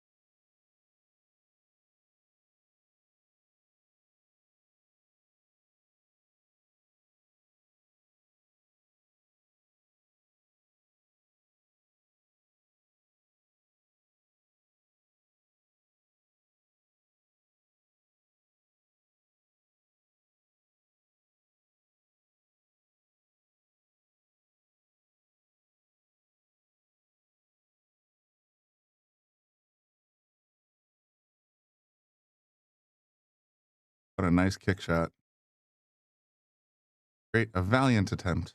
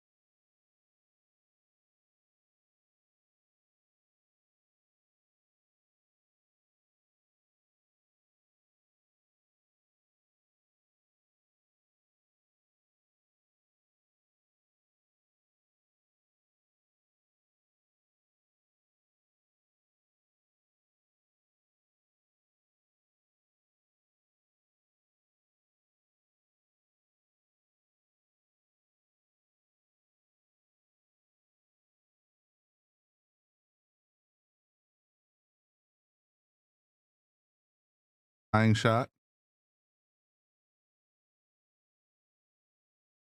Oh, good Lord. Ball been there.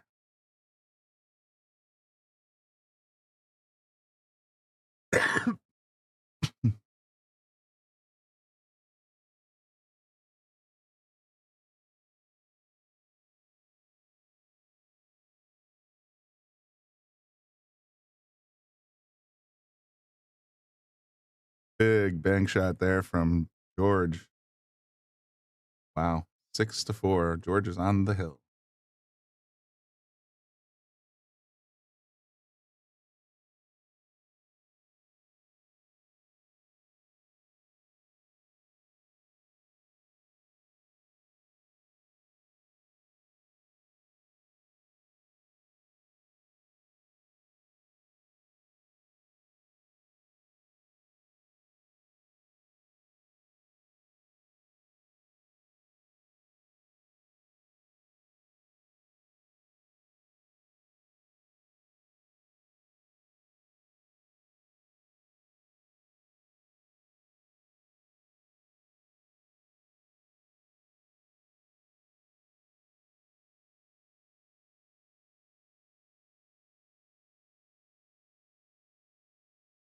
On the hill, Demian needs 3 more in a row. Costly mistake on that last 9 ball. Popped it off the rail. But a great return shot from George. The 9 cross side. I'll play a break.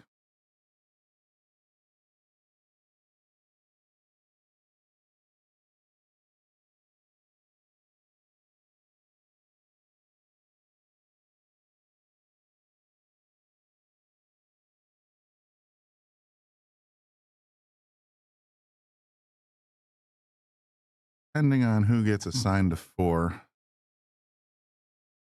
or 8 for that matter, since there's that match is almost over. I may just say to heck with it and go over to table 6. That's where Alex Bosch and Kevin Guimond, who I thought were 2 of the favorites to win this whole thing, are playing. Alex Bosch or Jeremy Sosi? Jeremy Sosi, my bad. Alex Bosch is still on the winner side.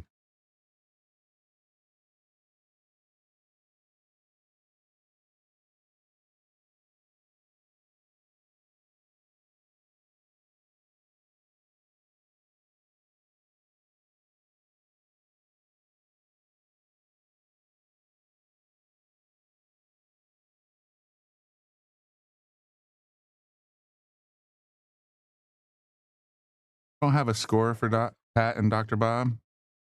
They're not using the tablets right now, I don't think. I'll double check though.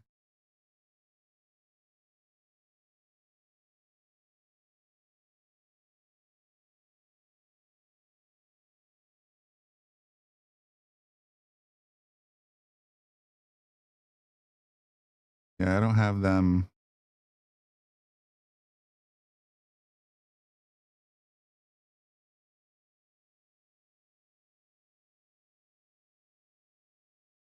In the system, I guess is the word I'm looking for. I wonder what table they're playing on. I can maybe go take a look.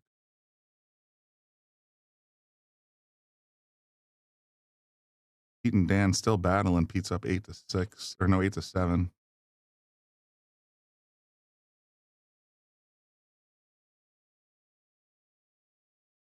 Looks like Pat and Bob are playing on table 3. They're right next to us.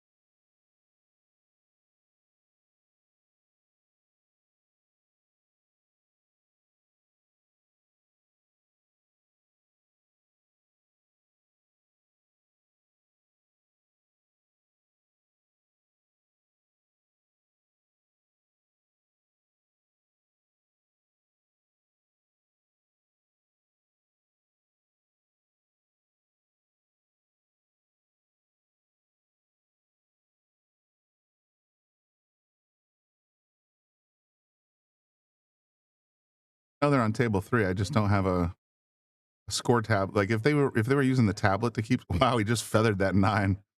So that was a legal hit. Let's see what he ends up giving up to George. So yeah, just continue my thought.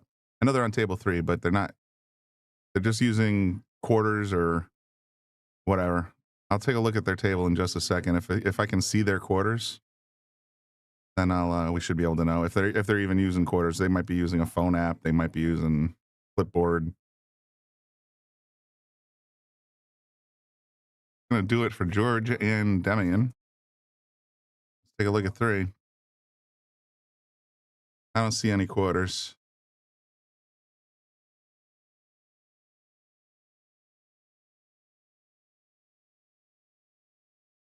And I believe Kevin and Jeremy are playing on 6.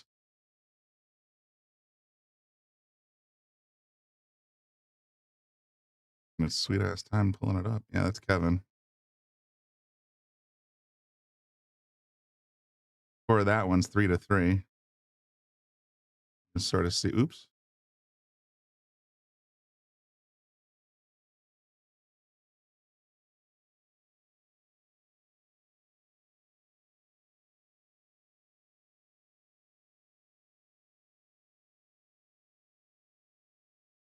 I can see something.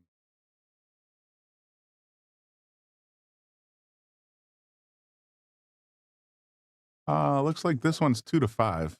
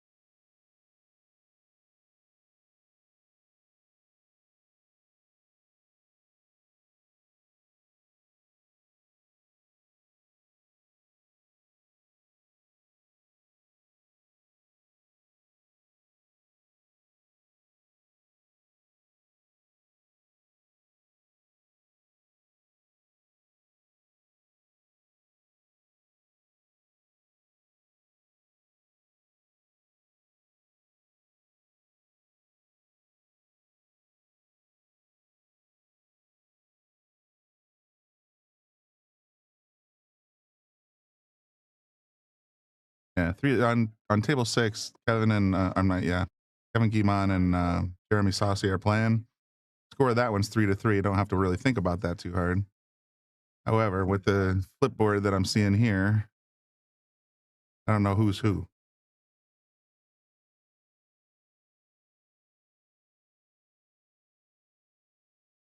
Okay.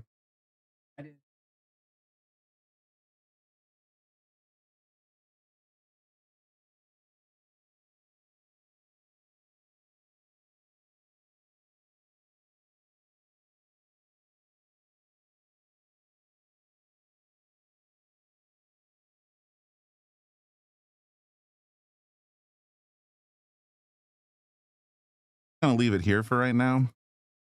Let you guys watch this. I'm gonna wait and see what happens on table 8 and 4.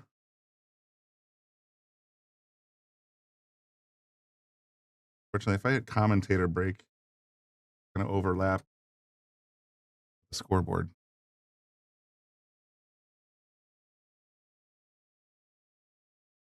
Warrant? No, or it won't.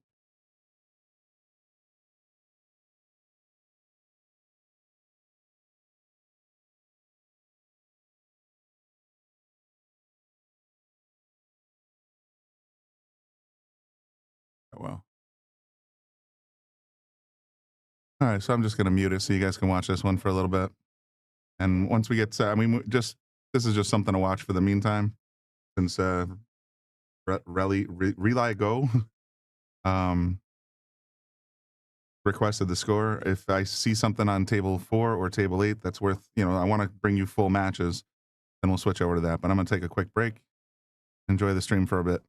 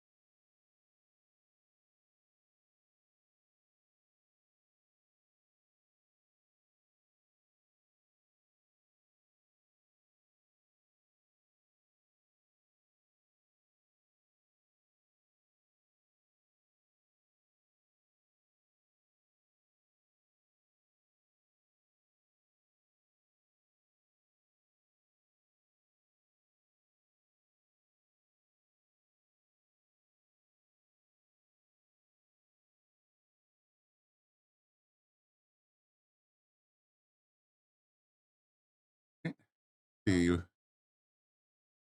stepped out for a minute. The score is now 6-2. I don't know who's who. If Eli go and tell me if they shake hands, I guess I'll know.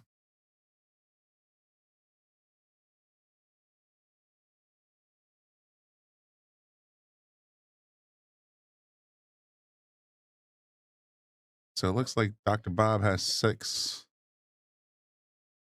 and Pat Fleming has 3.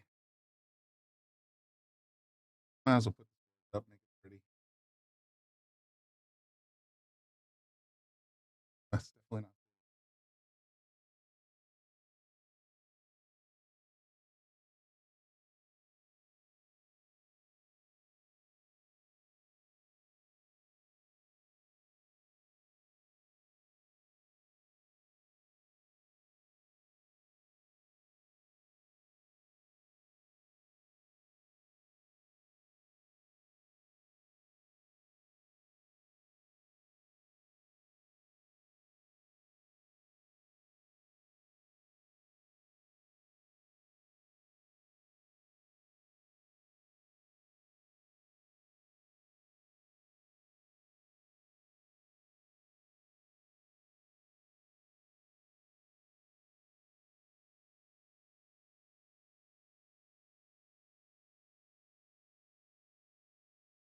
If you're still listening, Pete won his match 9-7.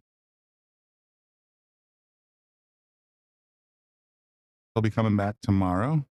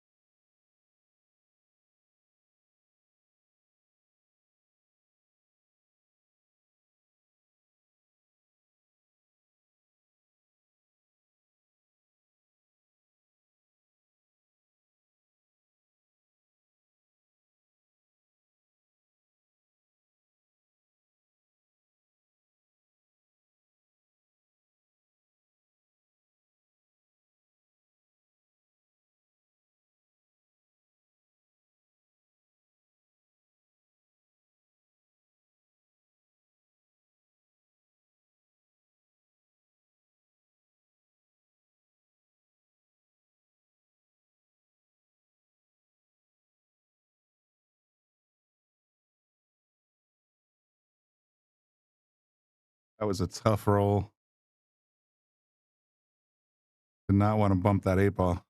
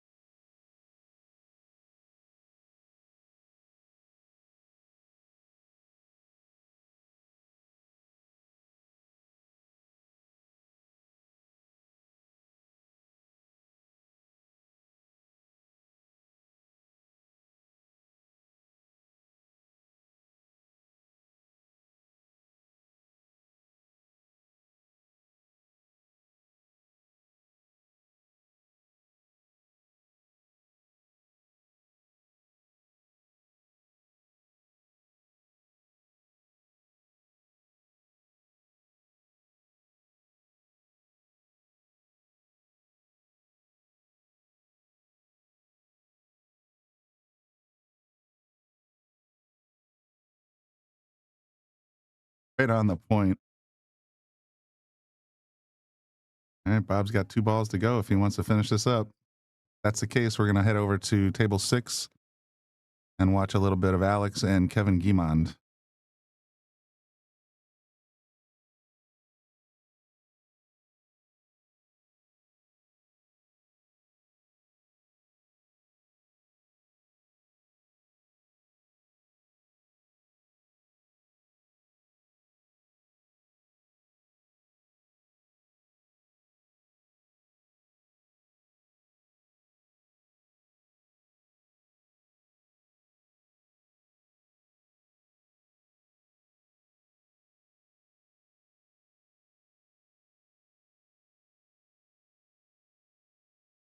Wow, another rattle. Tough break there for Dr. Bob.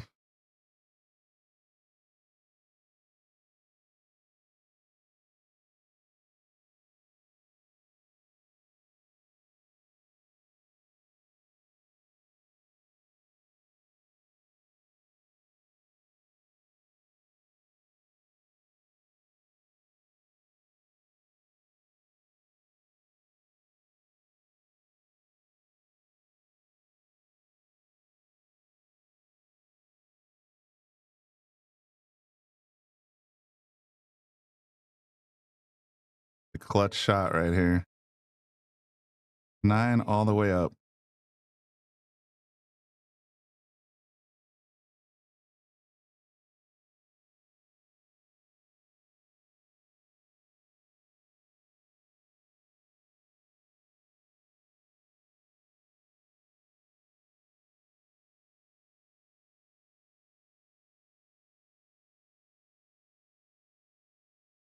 Big shot there for Pat Fleming.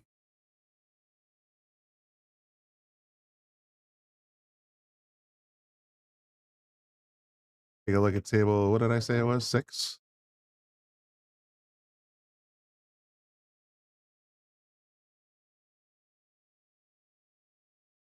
Like Alex is up 6-3, and he's breaking.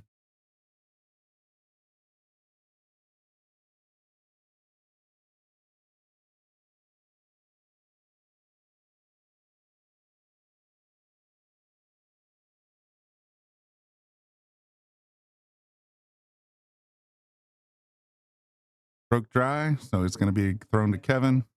We'll keep you up to date on that one. In the meantime, we'll go back to table 3.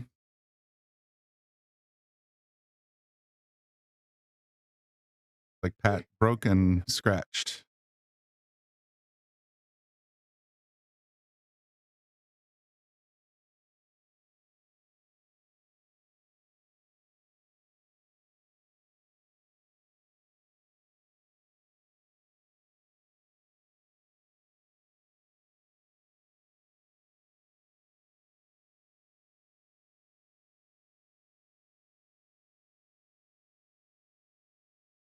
Keep saying Alex, but it's Jeremy. Yeah, thanks for the correction. I don't know why. I have it in my brain. Alex is already advanced to Sunday. He's in the top 4. Or at least the 4 on the winner side. He's in the top 8.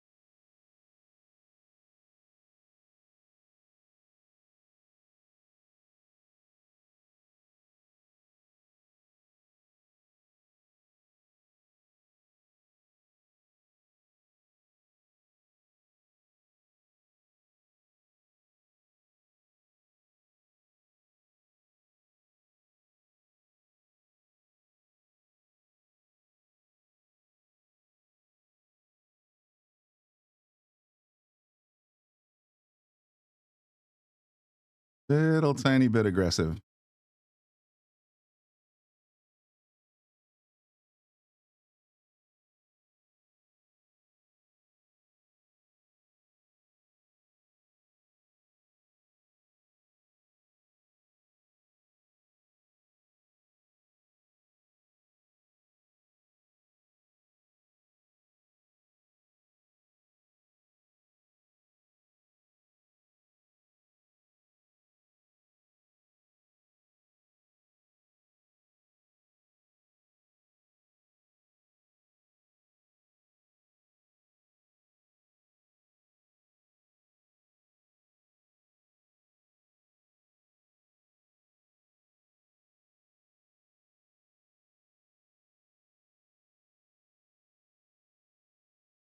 Oh, no.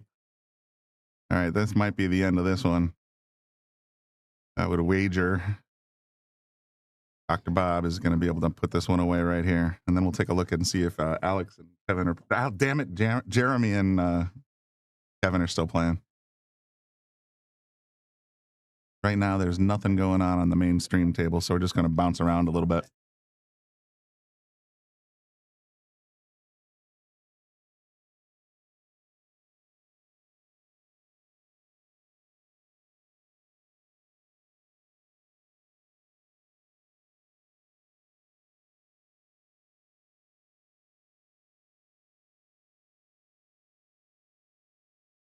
Over. All right, there's the handshake. Bob wins. Go back to Jeremy and Kevin. Let's see if they're still playing.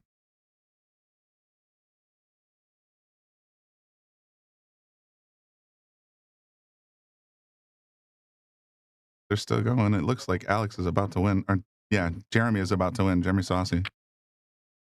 So we got to this one a little too late. That's going to do it for Kevin tonight. Good match, guys. Let me go out and see what else is going on because there's absolutely nothing going on the stream tables.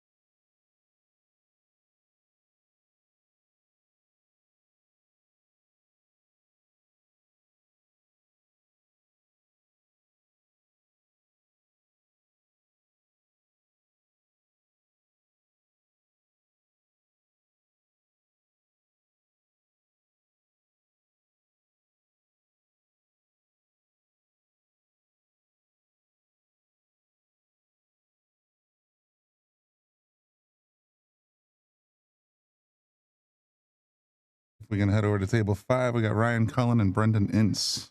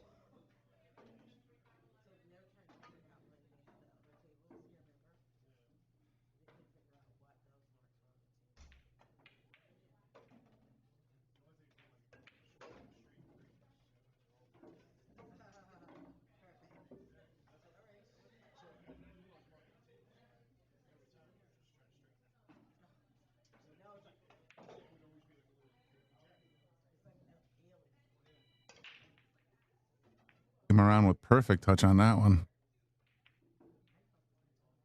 Roll forward maybe an inch or two. Put yourself an angle on the 7.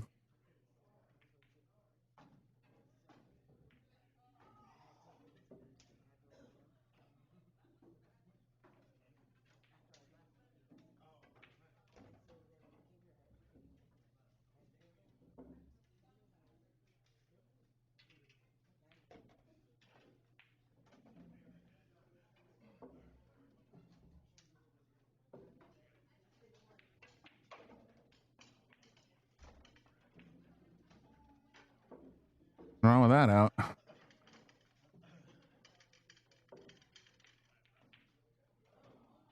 Bring it to 2.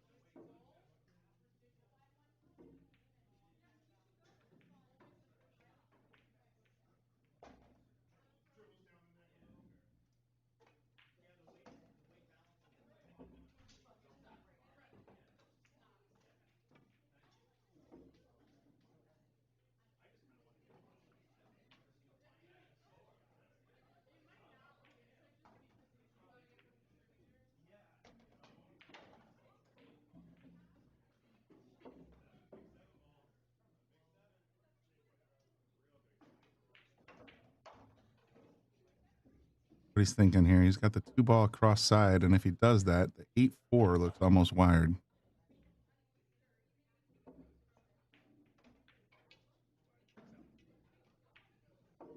To the 2 cross corner. Nice shot. Gotta do something with that 4-ball, though.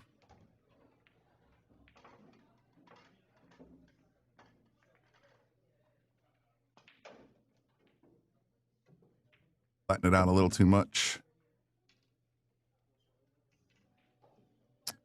From that spot, he might have enough to play the 1 pocket shot, the 4 cross corner, as long as the cue gets out of the way.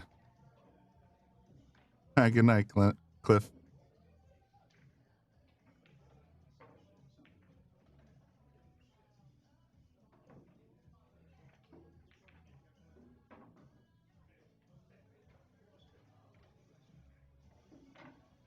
That's about as good as safe as you could hope for, right in the middle of the short rails.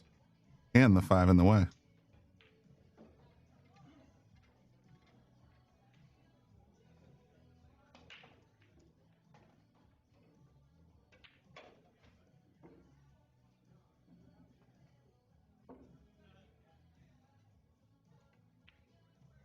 And safety works.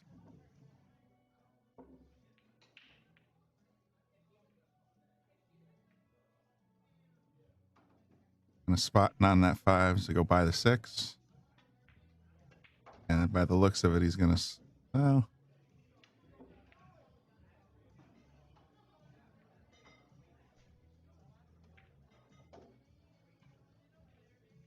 I don't know if he wanted to go that far.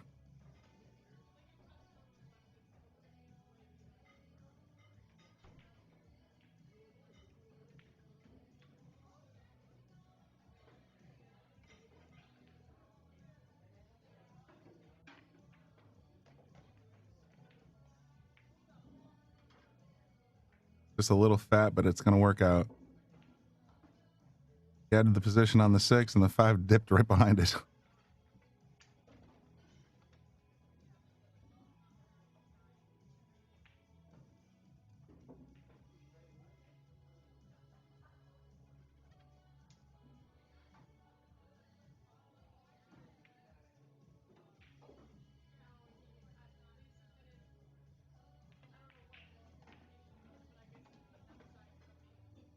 Gonna work out nice. Great shot. Now, if you can feather this 6 into the side pocket, he's in pretty good shape to get on the 7, I think. He's kind of sizing up right now.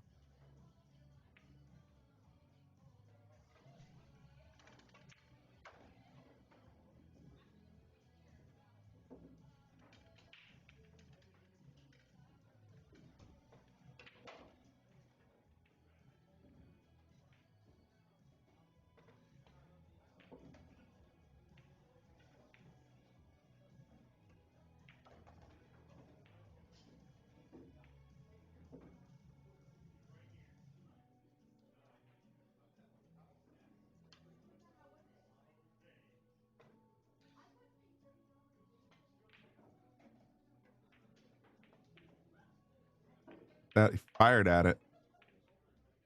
Well, even if he made that 6, I don't think he was going to be happy with the 7's position. Ryan's got a long shot, and he's going to roll forward. Can't really put much draw on that shot. If he rolls forward, there's a very good chance he'll end up behind the 9 ball.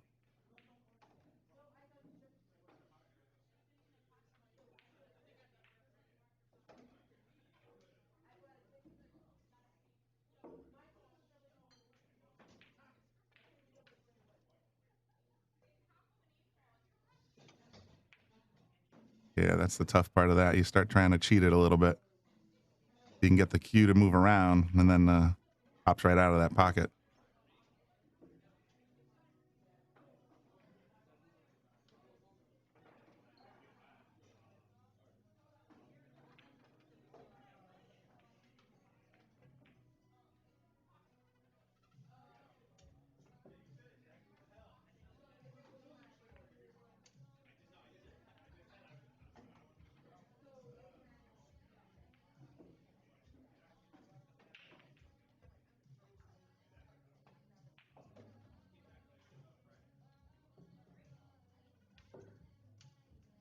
Brendan looking pretty sharp here, gotta say. Got himself a nice angle on the 8.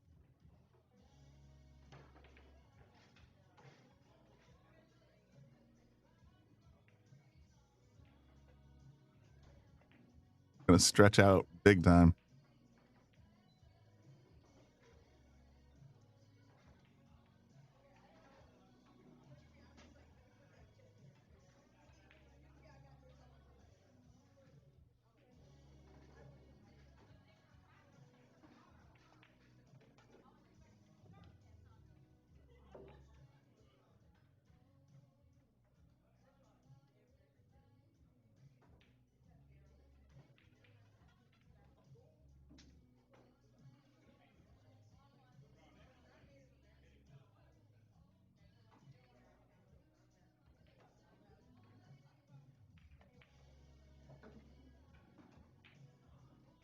Make it 3-1.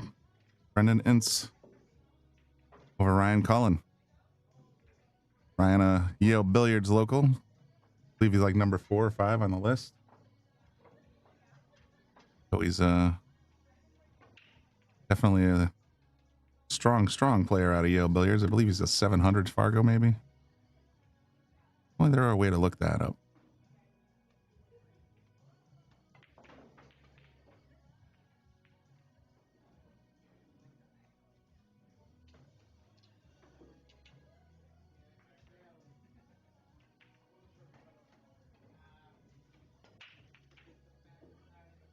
That's got him in here as 661. Over here.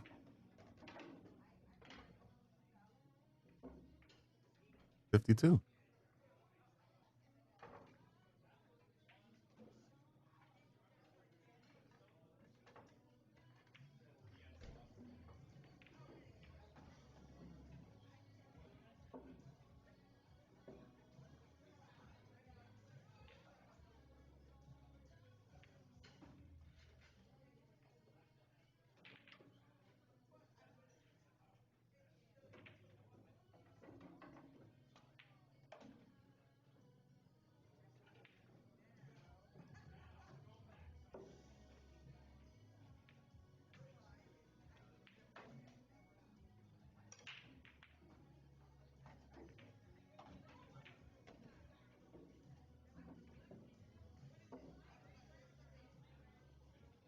This will be very telling to see where he goes.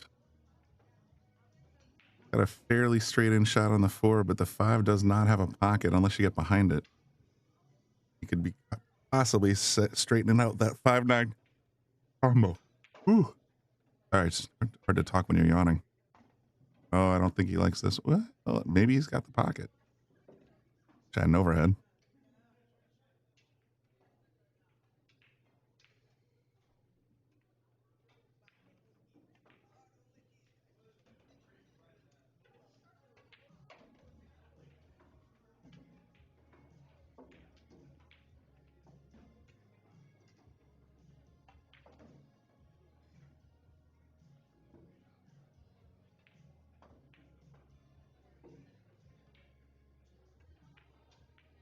That was probably the right thing to do. He was trying to tuck it in behind the 9, but the idea is sound.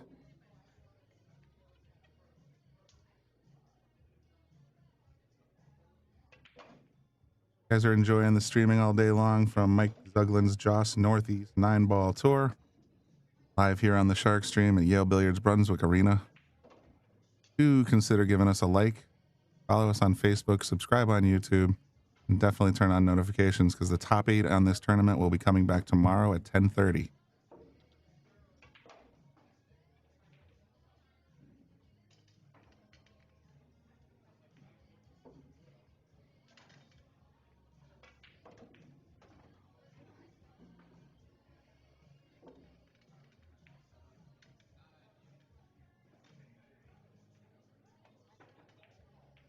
Great shot. Ozzy doesn't get under. Yep. Went right past the 9. Lined up pretty good on the 6.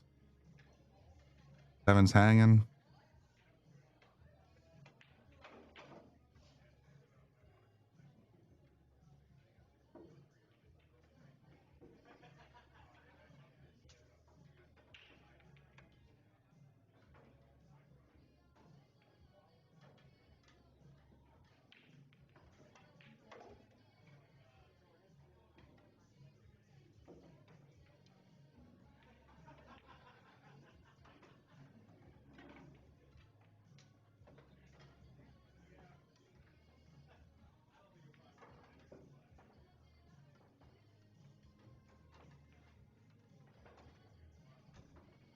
Yeah, Mike, how fast you driving, dude? 250 miles? I feel like I just saw you.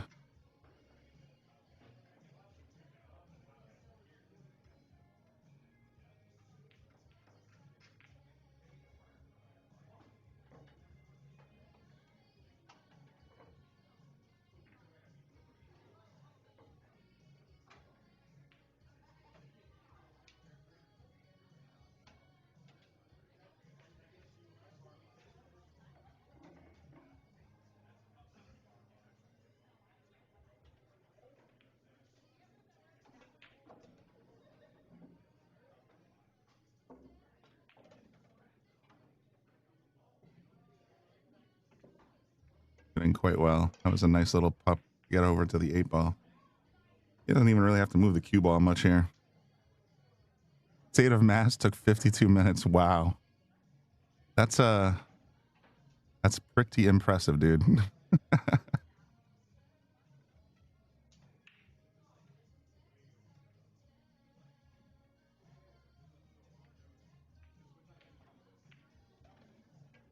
Brendan's gonna go up another one, 4-1. Be right back. It's gonna take a little walk.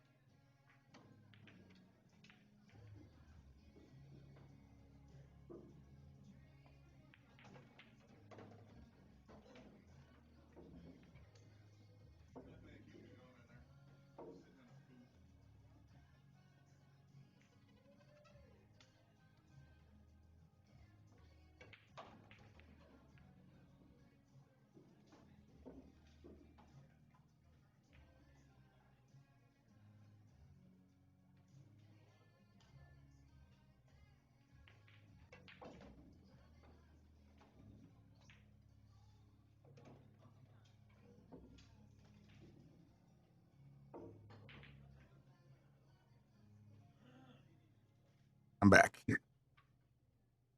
Looks like not much has changed. We got Ryan at the table on the 2-ball.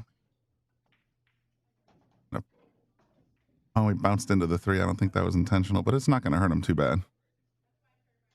Tricky part here is it looks like the 4 is sitting behind the 9. He's got to come in flat on the rails. I mean, he can rail first it, obviously, but still don't want to have that 9 blocking you too much.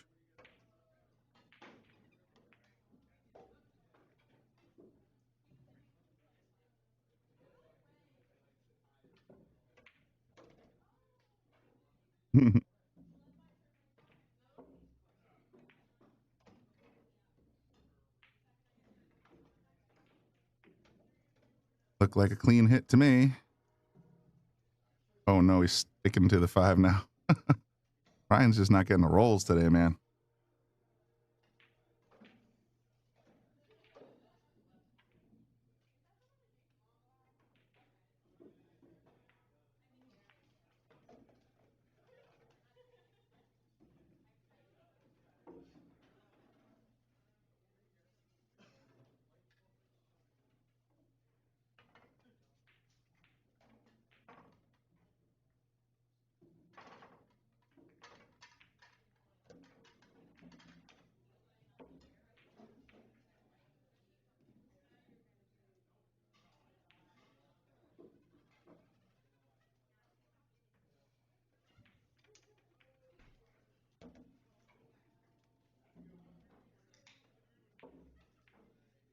Oosh. How am I listening to natural audio?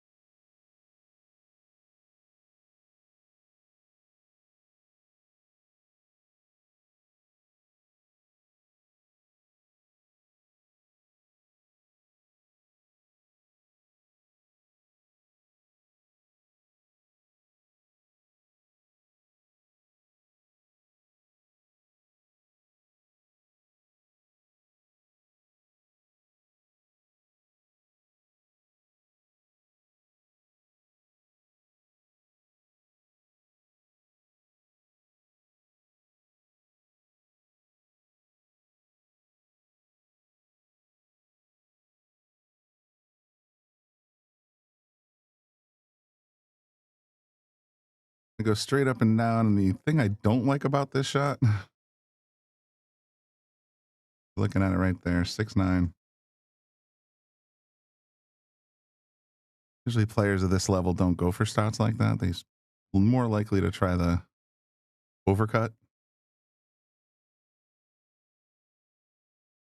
Ryan's down 4-1. He might just take a stab at it. Nope. He's going to try and stick him on the 8. Ooh, so close to push the overhead button, and I don't realize I don't have one.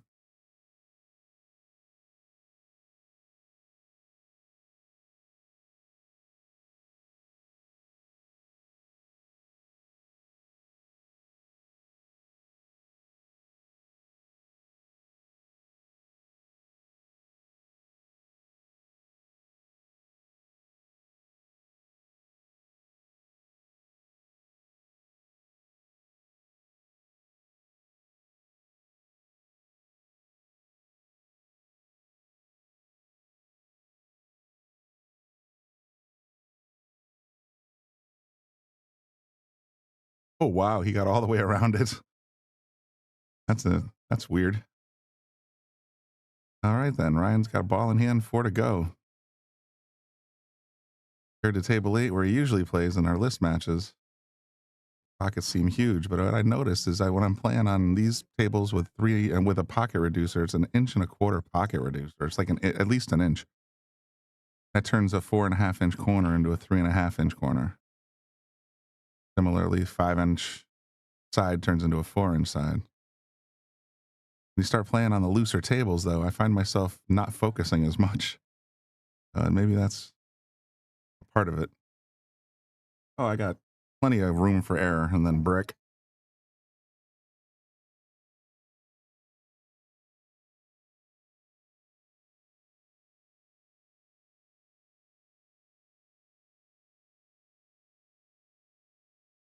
All right, Ryan picks one back up.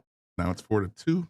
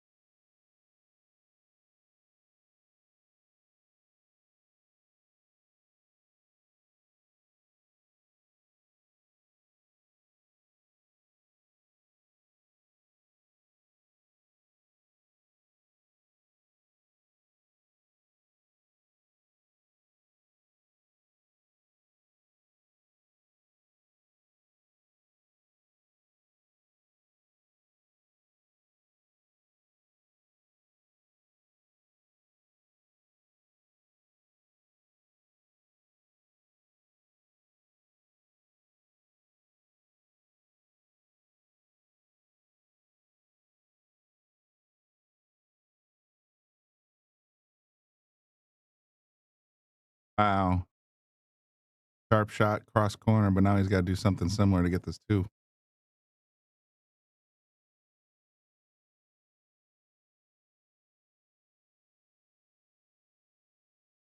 I'm just going to shove it down. I think Ryan's still got all the 2 ball, though.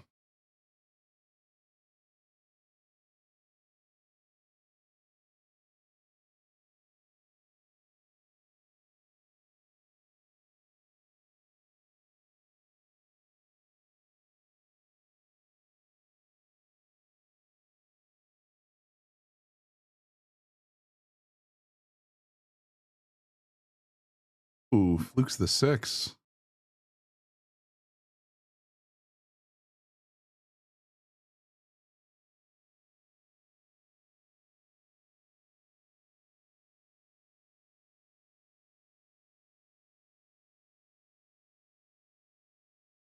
Feathers the 2 into the middle of the rail, sends the cue out behind the 4. Well, not quite behind the 4. Pretty close, though.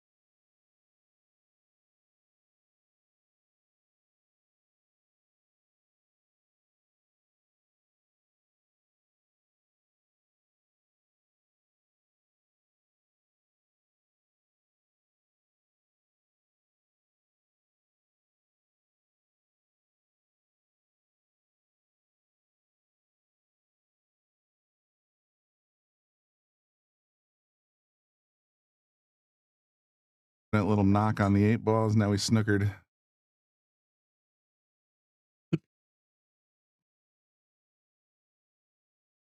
Likely to have to come at this on the right rail. Yep.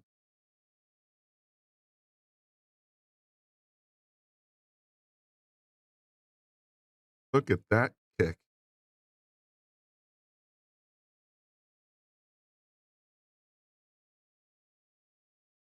Kick combo, as a matter of fact. Be perfect. Right into the 5. Oops. Got the replay button. Doesn't go back to the tables.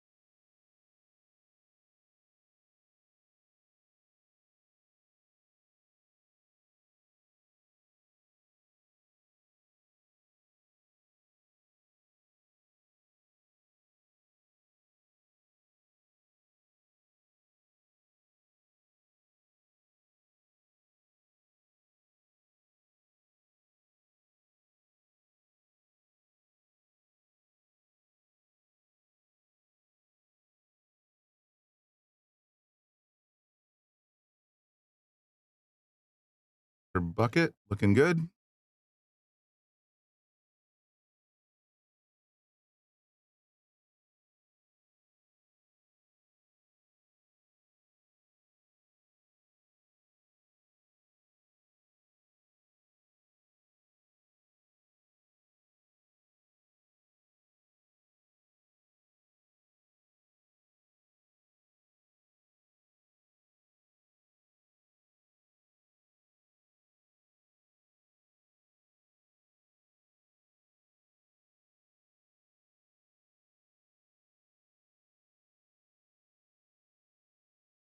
That'll work.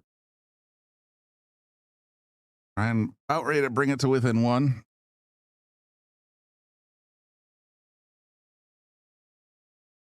There it is. Not 4-3. Good race so far, guys. 1, 2, 3. Yep. I see the quarters.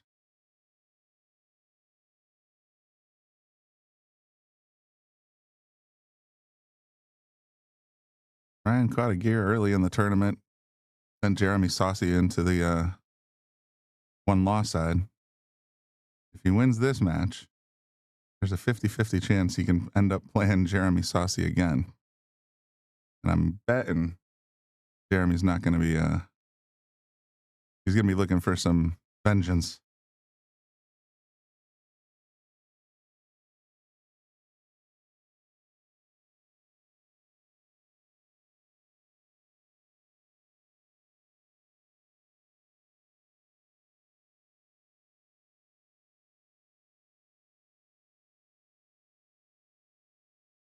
Seven goes. One pucked out right where it needed to. Got a long distance shot for the one in the corner. And a lot of traffic to get around to the two, unless he hits a whole lot of draw.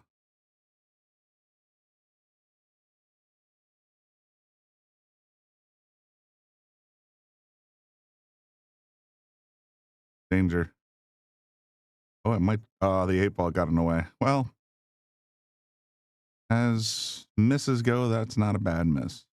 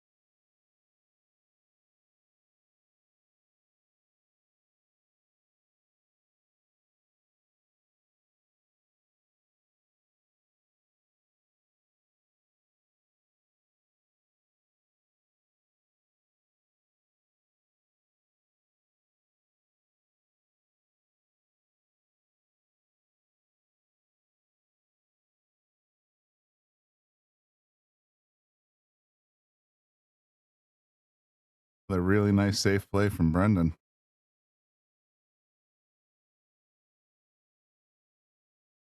And the 3 ball up and down. Bury the cue.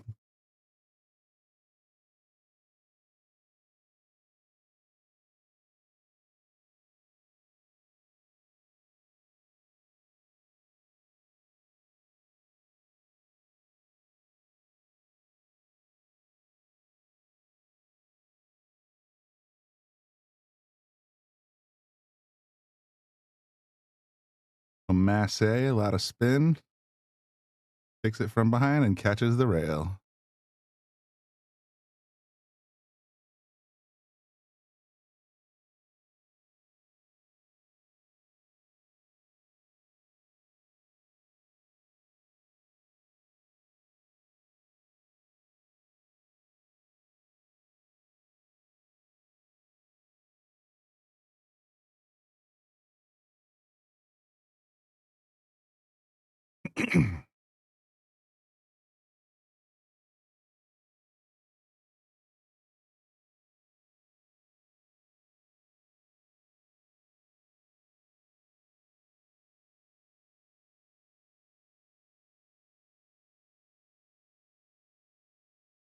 Don't think the double kiss was the plan. That's going to open it up for Brendan. As he can get back to the middle of the table past the 9, he should be in good shape to run out. Of course, I say that a lot.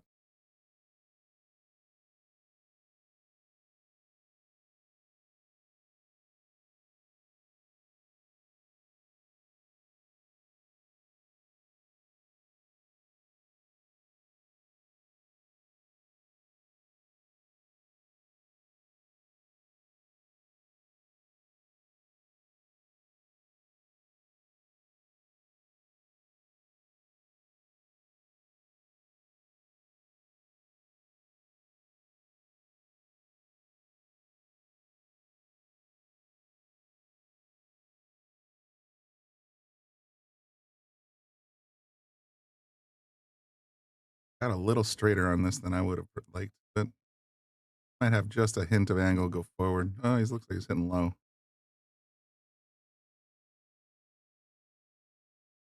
Closes the gap.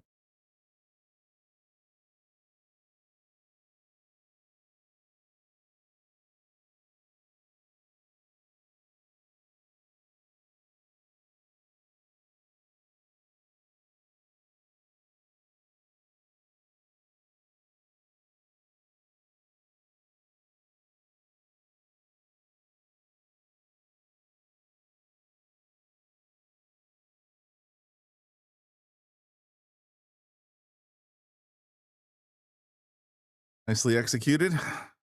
Gonna put Brendan up 5-3.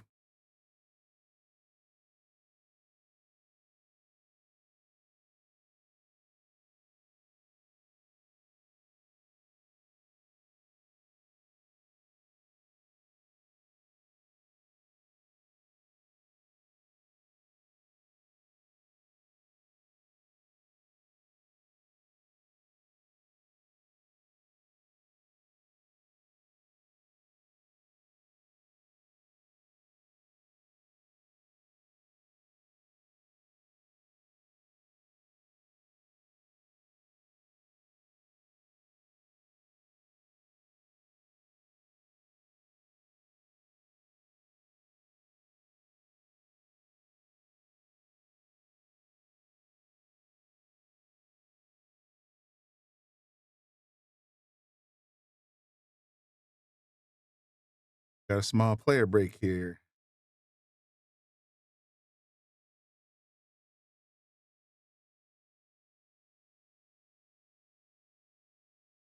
Like, I don't even know where Lucas is right now. So I have no idea how he fared. You give me the name of the tournament he's playing in? I'll look it up.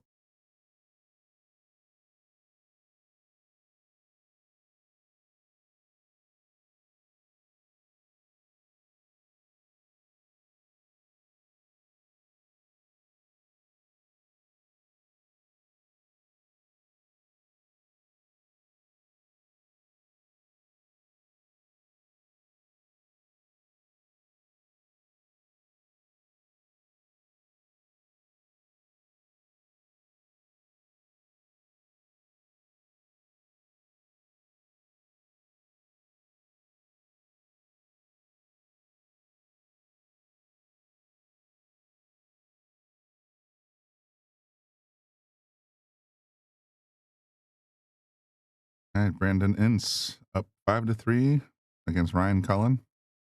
Beasley and Digital Pool. Okay, let me take a peek. Beasley.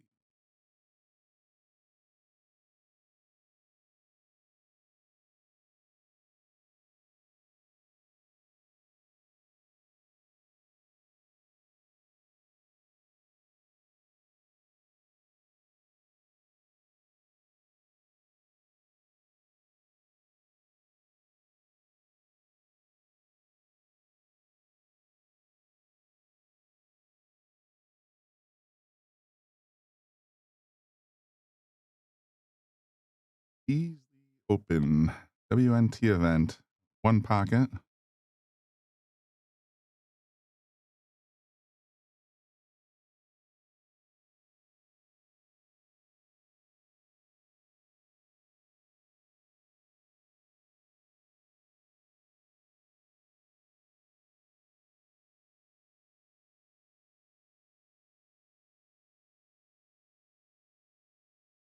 Okay, let's take a look. There's two tournaments in here. One's one pocket. Let's see how we did in that one.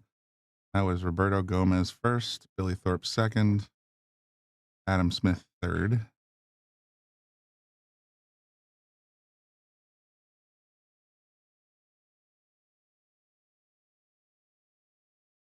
And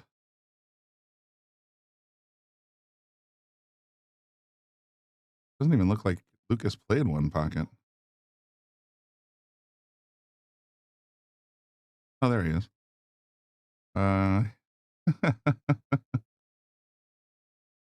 Let's see. He forfeited his first round against Billy Ussery. Oh, this kid. One against Kevin Baby K Moore. One against Christian Green. One against Bobby Amons. Lost versus Amel Andre Gangflot. And he placed 13th through 16th. I don't believe was in the cash. Let's go. 9-ball. I can't believe he forfeited his first round again. What a knucklehead. Let's see. It's not over yet.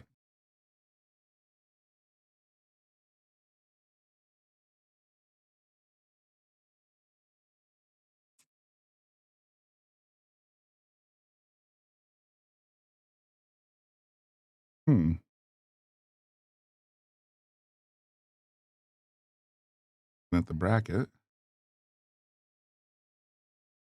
Looks like he's in the top 16, but I can't be 100% sure.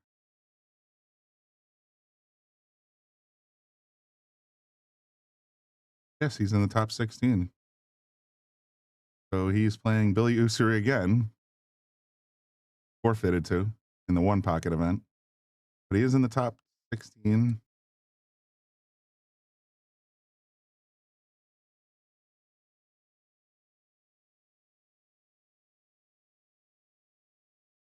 Top 16. So he's playing tomorrow at against Billy Ussery.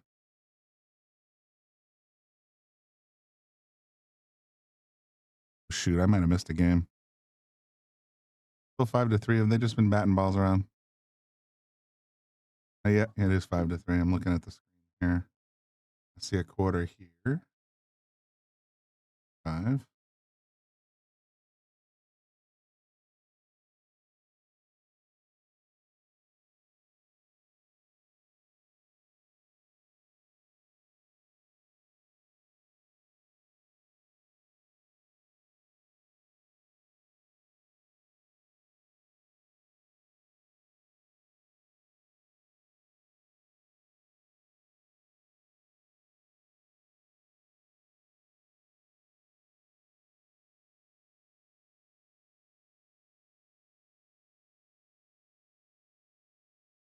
No problem, Mike.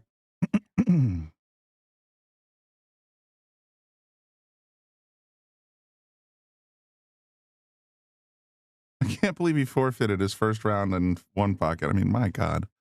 Get an alarm clock, kid. Get 2.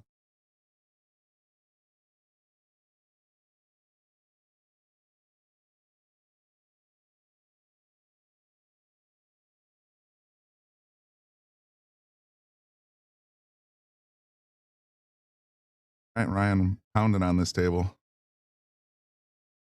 Real sharp here for this 9. Well, 8 to the 9.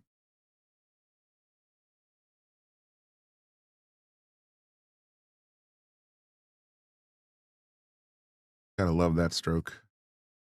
Makes it look so easy.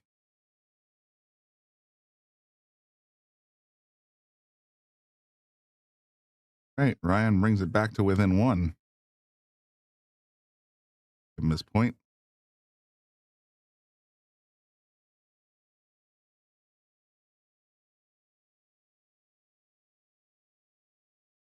orders?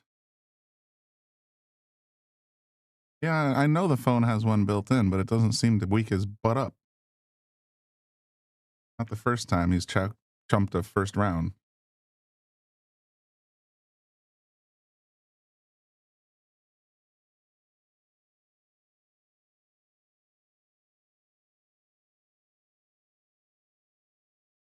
Let's see if I can figure out. I just looked at the bracket. Okay, for me to look up. There's. I want to see who we beat to get there. We won versus Mike DeLauder. One versus Brandon Schuff. Lost versus Nathan Childress. And then one versus Sean Mark Malayan. And now that means he advances to what do you call it? Stage 2. He's now in single elimination against Billy. Oh, sorry.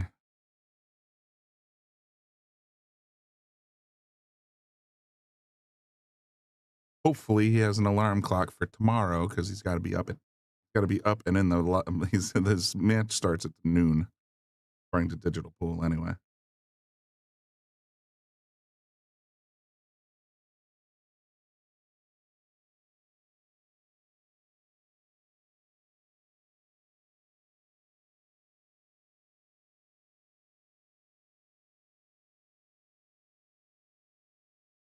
It is going to be a dry break. Looks to me like Brendan has at least a look at the one. It might be pocketable.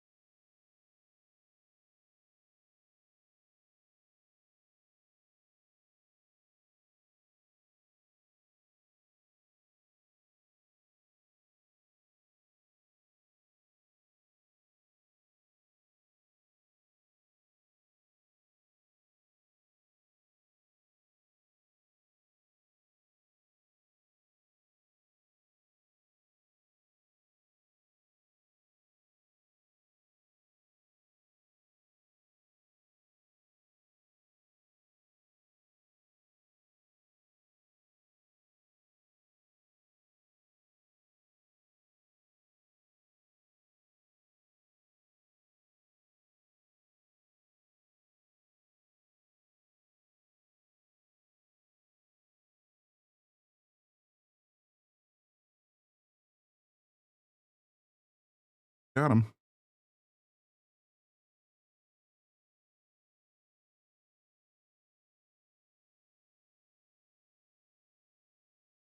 Remember, in Mike Zuglan's tournaments, there are no jump cues allowed. In a jump, you have to use a full-length cue. Basically, the rule states you get two cues. One playing cue, one breaking cue. That's it.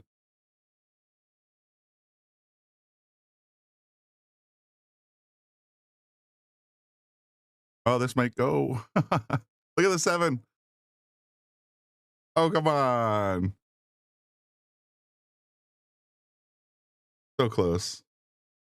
Kick, combo, bank, 2 hangers. Oh,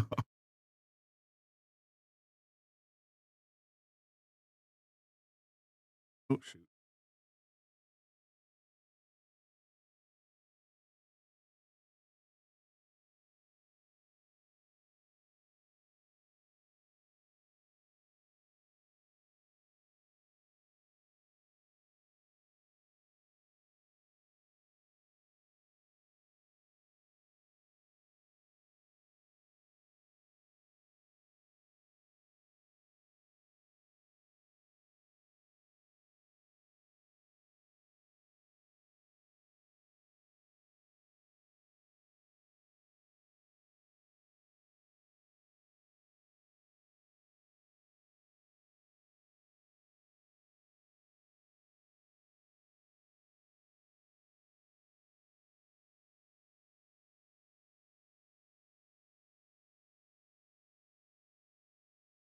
Rattled it.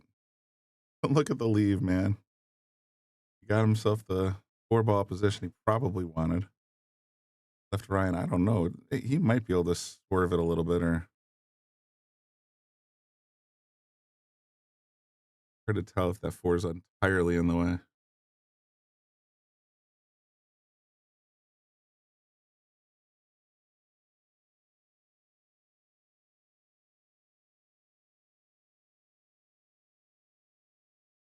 Me, like it wasn't in the way at all. Okay.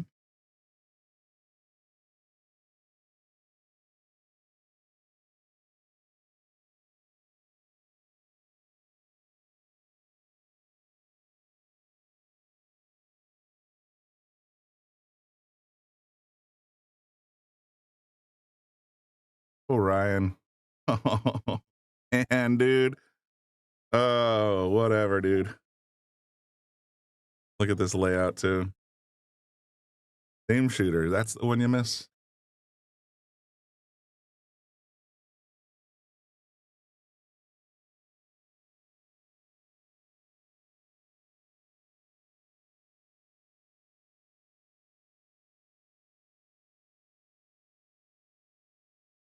This.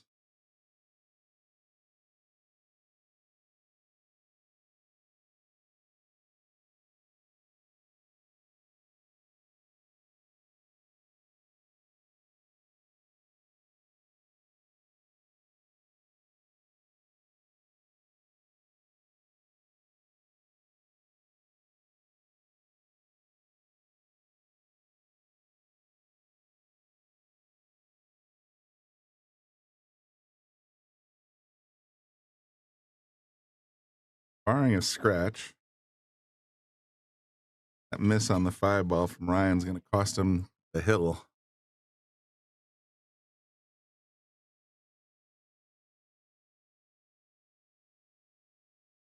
Oh, what's up, Michigan Mike? Long time no talk. Yeah, the dates for the McDermott Open are now July 16th. I'm sorry, 13th through 16th.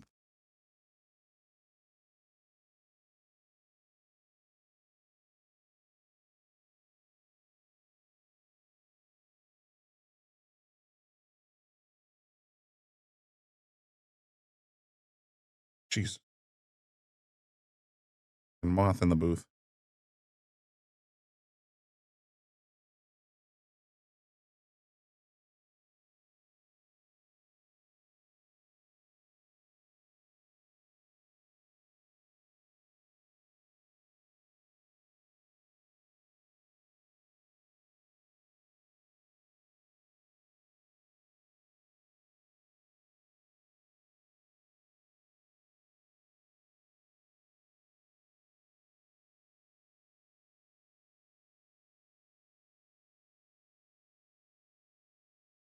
Yeah, 13 through 16 doesn't seem to make sense. Hang on.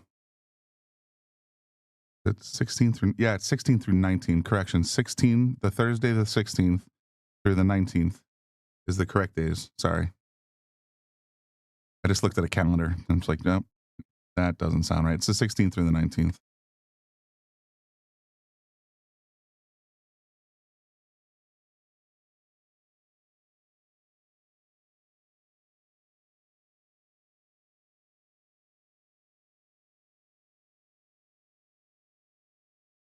And I just confirmed it by going to matchroompool.com.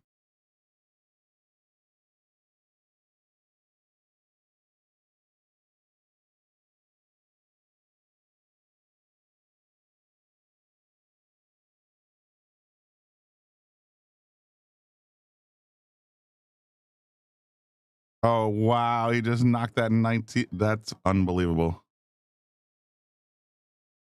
Watch this.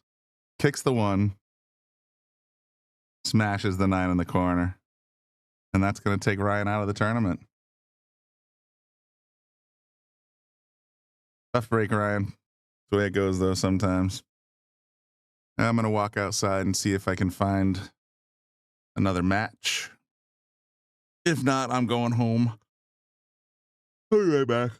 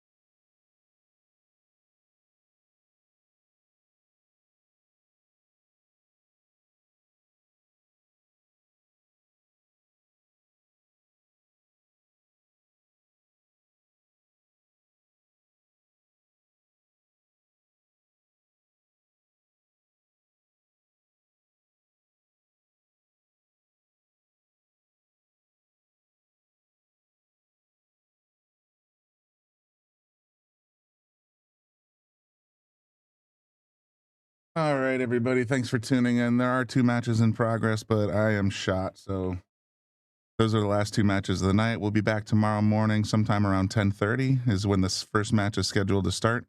First match is going to be between, I requested Alex Bosch and Pete Genovese that are currently on the winner side. So that'll be a race to 9. Other than that, I'm calling it a night. Thanks everybody for tuning in. Appreciate everybody. And we'll see you tomorrow.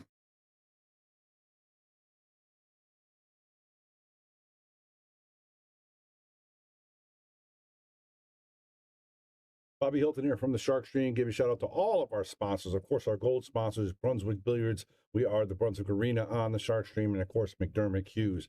Then we got our silver sponsors. We can't forget those. We got Taom Billiards, Salotto, of course, Yale Billiards, Simonis Cloth, Wayne Harriman, the Sandman, Pro Fitman Billiards, Andy Gow, Aramith, Letman Lights, and Carbon Magic Cleaner. And of course, we can't forget our local and bronze sponsors. Without them, we wouldn't be doing what we're doing. They've been with us for a long time. K. Morgan Painting, APA, Jacoby Custom Cues, Sigma Wear, Organic Ink Tattoo, Dynamic Pressure Washing, NM Billiards, Tommy's Tattoo Supply, Pool Table Magic, and of course, Back Release. Thank you guys all for your continued support. Appreciate it.